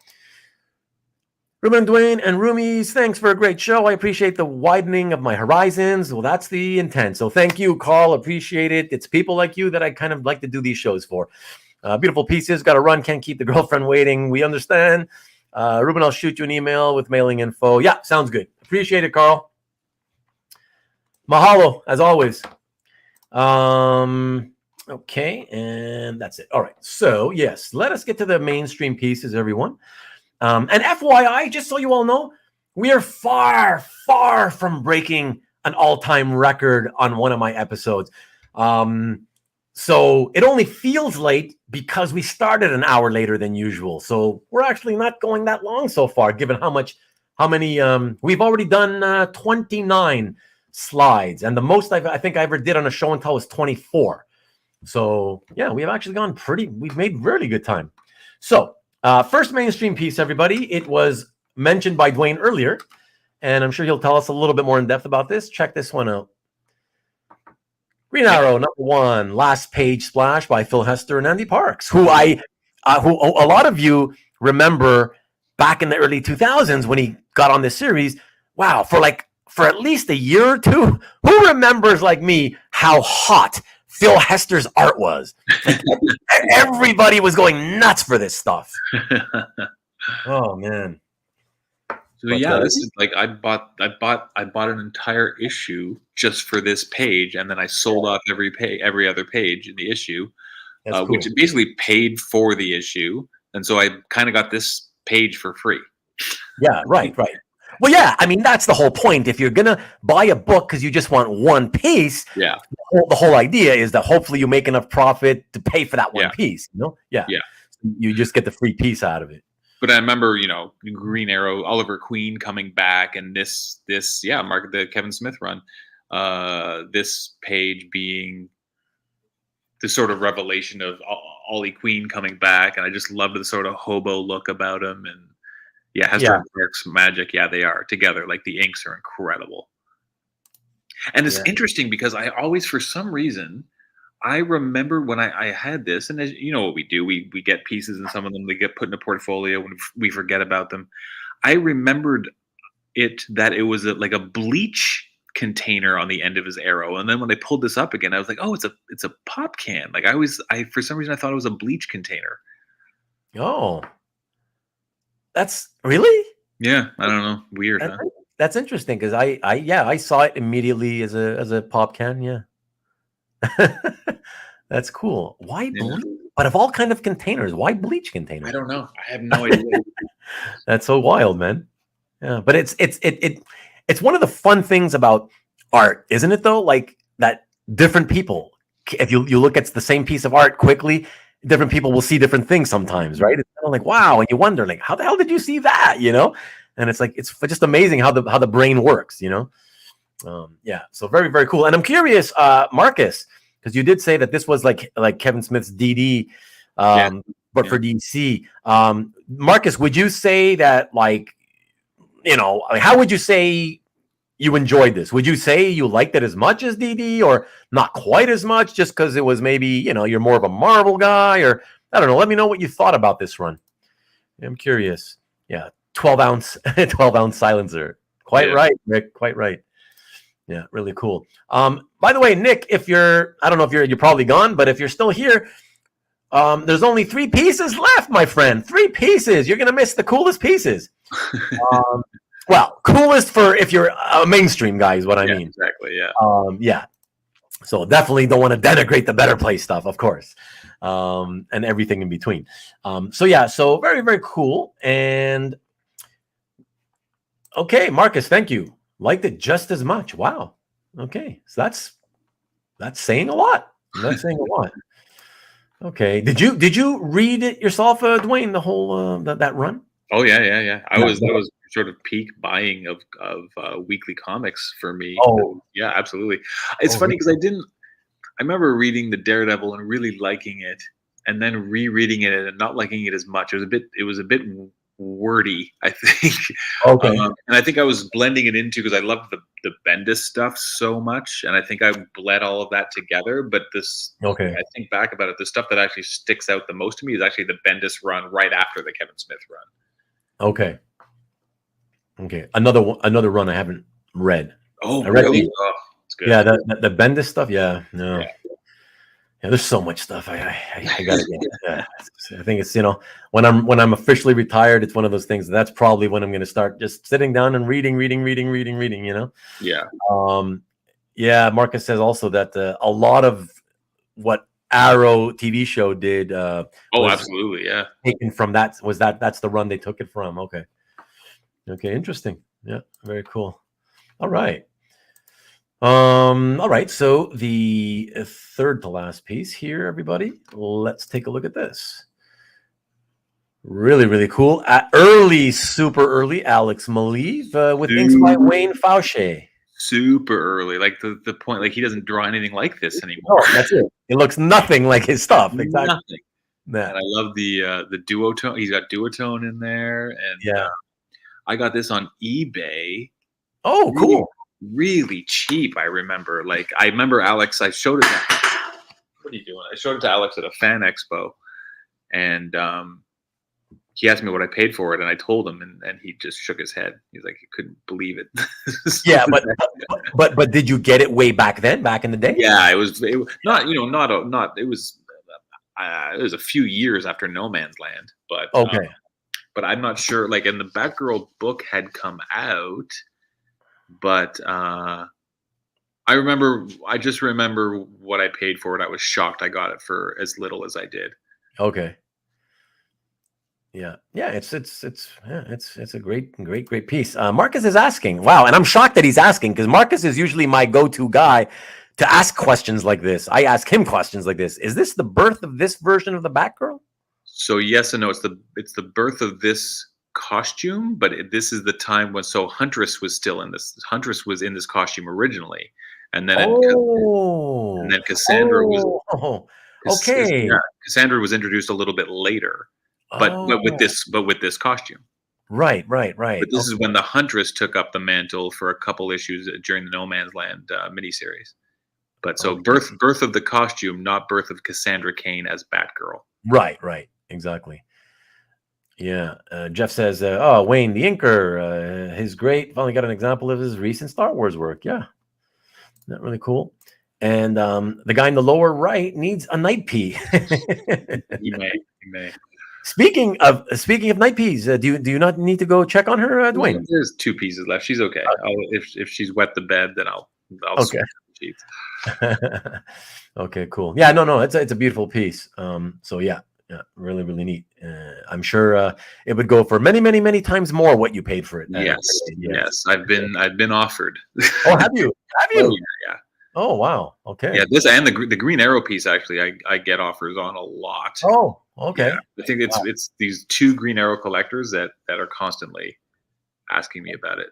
Okay, and I have to ask because when the topic of offers comes up on my show, we always talk about this. When you get offers for those pieces, would you say that the majority of the offers are actual offers, like they make contact and they make you a physical offer with a price attached? Or do you mostly get like, hey, would you be willing to sell this piece? No, I'd say 80% come with a number. Really? Wow. Yeah. And a reasonable number, just not one I'd consider. And reasonable numbers? Yeah, and I've sold 2 pieces in my life that I had no intention of selling, but the offers were huge. Oh, wow. Like the Thunderbolts cover. I used to own the Thunderbolts #1 cover, Mark Bagley. Did you? You had that one? Yeah, I had that. Wow. I had no intention of selling it, and I got an offer that was huge. Yeah. Wait a second. Didn't Paul have that? Was that who you sold it to? Was it Paul Pappas? Maybe. Where does he live? Florida. I think it was. I thought it was a Ireland guy. Is he a lawyer? Maybe. No, not Paul. No. Okay. Maybe it was. I don't remember. Okay, I can't remember, but I then remember it was. I saw it. It was somebody had it in their gallery for a while, and then I ultimately remember seeing it. It got auctioned, right, at Heritage, I think. Oh, maybe not by me. Okay, I think I sold it. I sold it direct. Okay, cool. Wow, and by the way, I have to ask now. I'm just curious because it's the #1 cover. How and where did you land that one? The Thunderbolt cover? Yeah. Mark Bagley's lawyer. What's his name? Michael? Oh. You mean Michael Lovitz? Yeah, love it. Yeah. Oh. He had it. I asked. You made him like an offer kind of thing, or you inquired? I inquired. He told me a price. It was high, but you know, I could afford it. Yeah, I bought it, and then what I was offered was, and it was I had it for years before I sold it again. It's not like it was a flip. Like I had it for years. Yeah. And it sold for 3 times what I paid for it. Oh wow. Okay. Cool. Yeah. Cool. Marcus says he's got #2. No one made me an offer. Hey, it's not. Hey, Marcus. You know, #2 ain't #1. It was a great cover though. I like that. Which it depends which one. There's 2 of them, right? There's 2 covers to #2. That was when Marvel always did the #2 cover had 2 versions. Oh, that was that era. Okay. Yeah, exactly. Okay. Mark makes it an interesting comment. Price is remembered long after the seller's name is forgotten. Yeah. Yeah. Well, for sure, you're always going to remember. You're more likely to remember the prices involved than the names, for sure. Okay, funny. All right. So let us go to the next piece. And there are only 2 more pieces, everybody. And you know what? Yeah, we're going to finish. It's going to be a nice and tidy, approximately 3-hour show. Still almost an hour away from my record length. So thank you, everybody, for sticking in because it is an hour later. Thank you. Really, really appreciate you. The next piece we're going to show from Duane's collection is really, really sweet. And you've kind of seen it already because it was in the background subtly of our thumbnail for this show. So check this out. You get to see yes. whole thing. Oh, I brought it. So like this, I love this piece. I absolutely love it. I've lent it to Dave for a gallery showing. And then recently, it's a perk of owning a page like this. So they reached out to all the Arkham original art people because they were going to do a remastered version of the book. And so, they reached out to me and said, I'd love to, can you send me a high res scan? And I actually, because the pieces are so big, I had to bring this to an actual art book, photographer. And so he sets up the big black box and he takes the photo. So the scan cost me like $200, but I wanted to contribute to the book and all that stuff. Yeah. But still, that's wild, dude. $200 for them to make a scan. Wow. Yeah, because the place I went to specializes in photographing paintings for art books. Right. And I'm sure they use one of these giant type machine thingies. Well, it's not. They can't do it. It's actually photographed. Right. Yes. So it's set up in like a black box with all the light cut out, and so the only light is on the. It's this whole process is why it costs so much. Yeah. And you can see look at it on the right. Look how much is lost. Yeah. Oh no, exactly. It just got all washed out because of the darkness. It's actually terrible. And so they redid it, but as a thank you for people who did it, so Dave was sending out just signed copies of the book of the remastered version to the people who. But he ran out of comps by the time he got to me. Instead, hold on. Let me.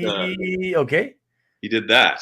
Oh wow! Oh, you should. Why didn't you give me the scan? he sent me. Well, I forgot. So yeah, so you see the thanks, Duane, and thing. So he sent me, and it's funny because he told me, "Would you accept a sketch?" And I'm like, "Yeah, sure, whatever."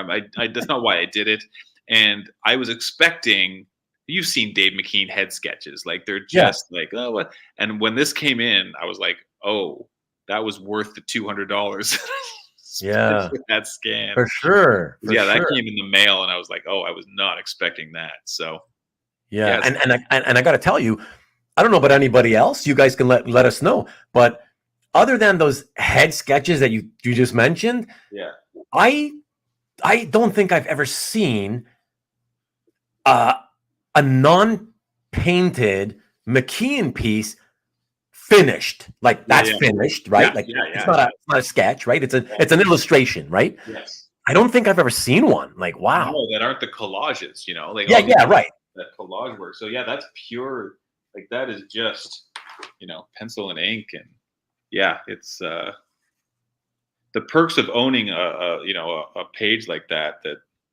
Yeah, I was shocked when I saw this. It's not what I was expecting to come in the mail. Yeah. So I was almost happy that he ran out of comps, because I would have just got a signed book with a head sketch, and instead I got that. Well, very, very cool, man. Yeah, very fortunate. So yeah, I've actually Jock has reached out to me he wanted to buy that piece. Really? Yeah. Oh, you mean the Arkham piece? Yeah, the Arkham piece. Yeah.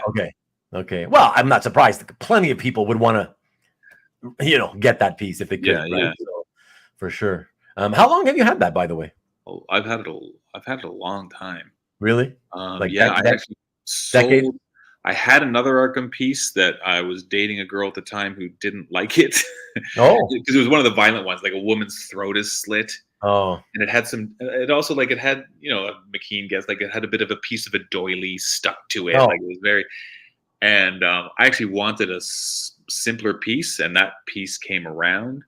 And so I bought it, but to afford it, I had to sell my other Arkham piece at that time. So I sold that one, bought that one, and I just loved the simplicity of it, just the Batman outline and then the bat signal in the air.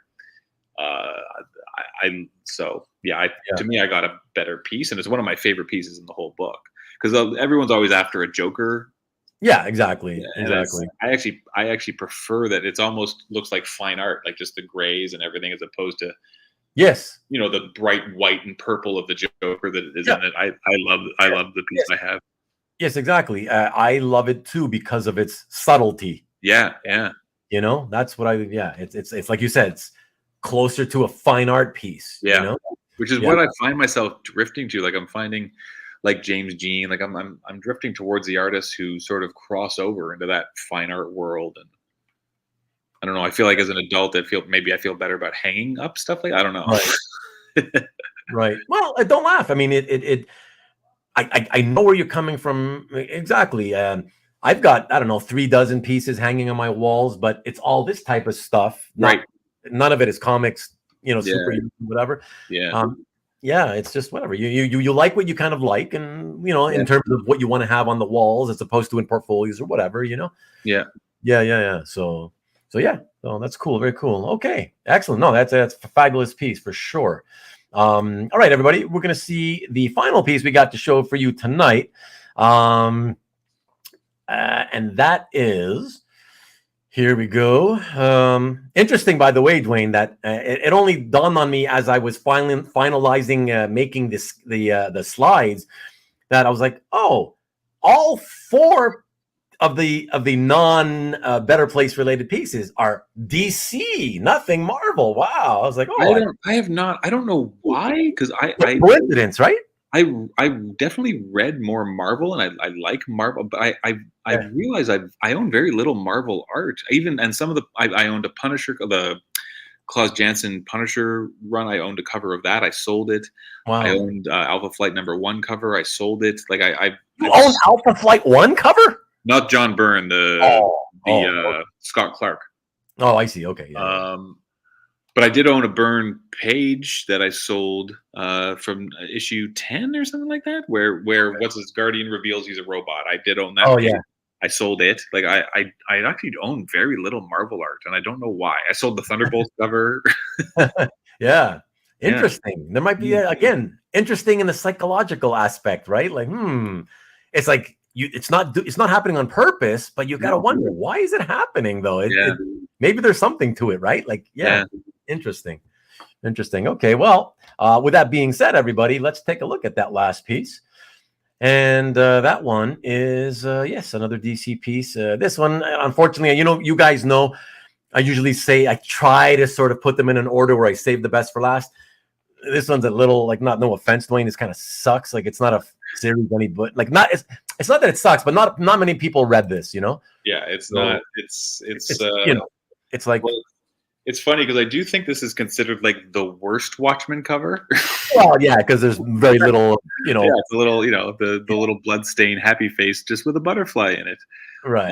This piece weirdly means, like, obviously a big Watchmen person, and a lot of I was a big Watchmen guy, but one of the reasons I'm happy I own this is I went on a trip to New York for a screenwriting conference that I went to. And I went to the cartoon museum when they had all 12 covers up. Oh, and that trip for me was just really impactful on my life. And part of that trip was visiting that museum. And so this piece means more to me beyond just Watchmen. Like, it actually is a very nostalgic piece for one of the big moments of my life. And not because of the comic, because of literally this piece being on the wall. Okay. When Garib lent all 12 covers to that museum. So right. And it was around the time the movie came out and stuff like that. So yeah, I was just I was happy to be able to grab one of the covers. The worst one. Yeah. But still, the design and stuff is still pretty fantastic. It's still, yes, there's not a lot of it, but what there is of that illustration, it's so pretty. It's so the line. Look at the lines; they're just beautiful. Yeah. And it's funny because the first piece I ever bought was a Herb Trimpe Shogun Warriors page that I don't own anymore. The second page I ever bought, I don't know if you remember, it was an Animal Man piece, and it was the Red Hood one, where the Red Hood, not Jason Todd Red Hood, but Red Hood jumps off of the building. Okay. And it's just a little single figure of the Red Hood, and the rest of the page is white. And I still own that piece because it's one of my favorite pieces because I love the use of negative space. Like, I love when you see a little bit of art and then just white surrounding it. Yeah. And it sort of makes an impact with its simplicity, if you know what I mean. Yeah. And everyone says this about the Watchmen covers, and specifically is like they're feats of design more than they're feats of art. Yes. I mean, that's perfect because that's literally what they are. It's more of all 12 covers. They were more about the graphic, being a graphic representation, not your typical, comic book. It's more like symbolism, in other words. Yeah. Right. Graphic symbolism. Yeah. So exactly. And Duanezapain, yes, great collection, Duane. Thanks for sharing. Yes, of course. Marcus says they are panel one of the story. The covers, you mean? Yeah, it's true. Yeah, exactly. And just brilliantly designed. Yeah, Mark says that the negative space on Watchmen says a lot more than today's negative space variants. Yes. Well, it's brilliant design work by Gibbons, right? So fantastic, man, fantastic. Let me come back here to you all. Another quick comment. Jeff, thanks, Dune. Thanks, Dune. I had to make fun of you. You know that, Jeff. Great show. And Amazon ETA is Tuesday. Nice. Oh, thanks so much. Yeah, that's very awesome. Thank you, sir. I appreciate it. And everybody, just so you know, as I always do, next week, please, I'll be back at the usual time next week. It'll be 8 p.m. On the East Coast, 5 p.m. West Coast. And my guest next week, some of you probably know him already from his name on CAF. And his name is, you wouldn't know him as John Byron, but you know him as Neon Dragon. So he's on CAF as Neon Dragon. If you're not sure who it is, you can look down below. The link is there as always. Same thing, of course. The link is down below in this particular video that you're currently watching live. For Duane, you can see his calf gallery and see what else he's got in his collection, or at least, it's not all his collection, but anything else that he's got in his gallery. The link is right down below. And I've also included, if you go there, you'll see right down below, you will also see that there's a link to the page at IDW for Better Place. And I say this, of course, for those of you who may be watching more on Rewind, and you want to know, because I know you Rewinders skip through a lot of the material. So if you didn't see at the beginning of this show tonight, I showed a trailer, a 90-second trailer for the book Better Place, written by tonight's guest, Duane Murray. And so yeah, the link is down below for the page on IDW's website for the book Better Place. So yeah, come check me out next week, guys, with Neon Dragon. That'll be a lot of fun for you mainstreamers. I can tell you right now, please show up, because John is a mainstream guy. It'll be totally mainstream stuff.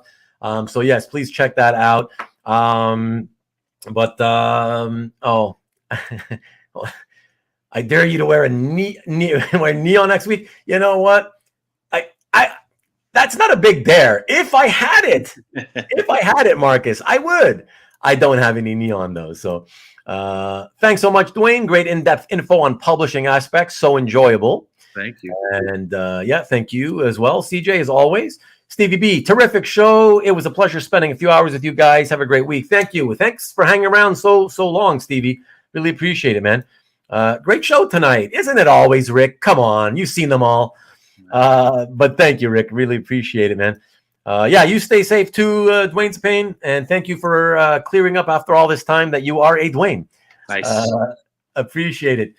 Cosmo's still here. Wow. What's up, Cosmo? Awesome.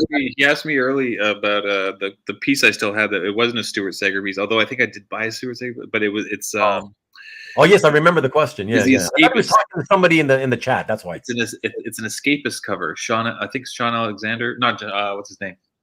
It's a painting. It's an escapist painting. Oh, from the Escapists. Okay. Okay. Cool. There you go. Well, thank you, Kazra. Thank you, everybody who hung in this late. I really appreciate it. And yeah, see you next week at the usual time, 8 o'clock Eastern, 5 o'clock p.m. I'm going to leave you guys. Duane, stick with me for a minute, will you? Okay. And Jason Shawn Alexander. Yes. Right, there you go. Okay. Perfect. Yeah, stick me with just for a minute. And I'm just going to leave you guys with the thumbnail for next week's show. And that's it. So I look forward to seeing you guys again next week. And we'll have some fun again, man. So thank you, Duane. From me to you, obviously. Thank you very, very much for doing this. Thank man. you. I appreciate it. Thank you. Yeah, I'm glad a very destructive ice storm forced you to read my book. It would have happened eventually. Get over it. But honestly, I too am happy for the ice storm for that reason. Because it would have been a while longer before I got to it. So I'm happy. Yeah. So I appreciate it. That's pretty funny. Number one Marvel fan. Wow, you're still here. Thanks, man. Thank you. I appreciate it. So yeah, let me leave you guys with this, and stick with me here for a minute there, Duane. Thanks, guys. I'll catch you all next week. Thank you so much for hanging out this late. Peace.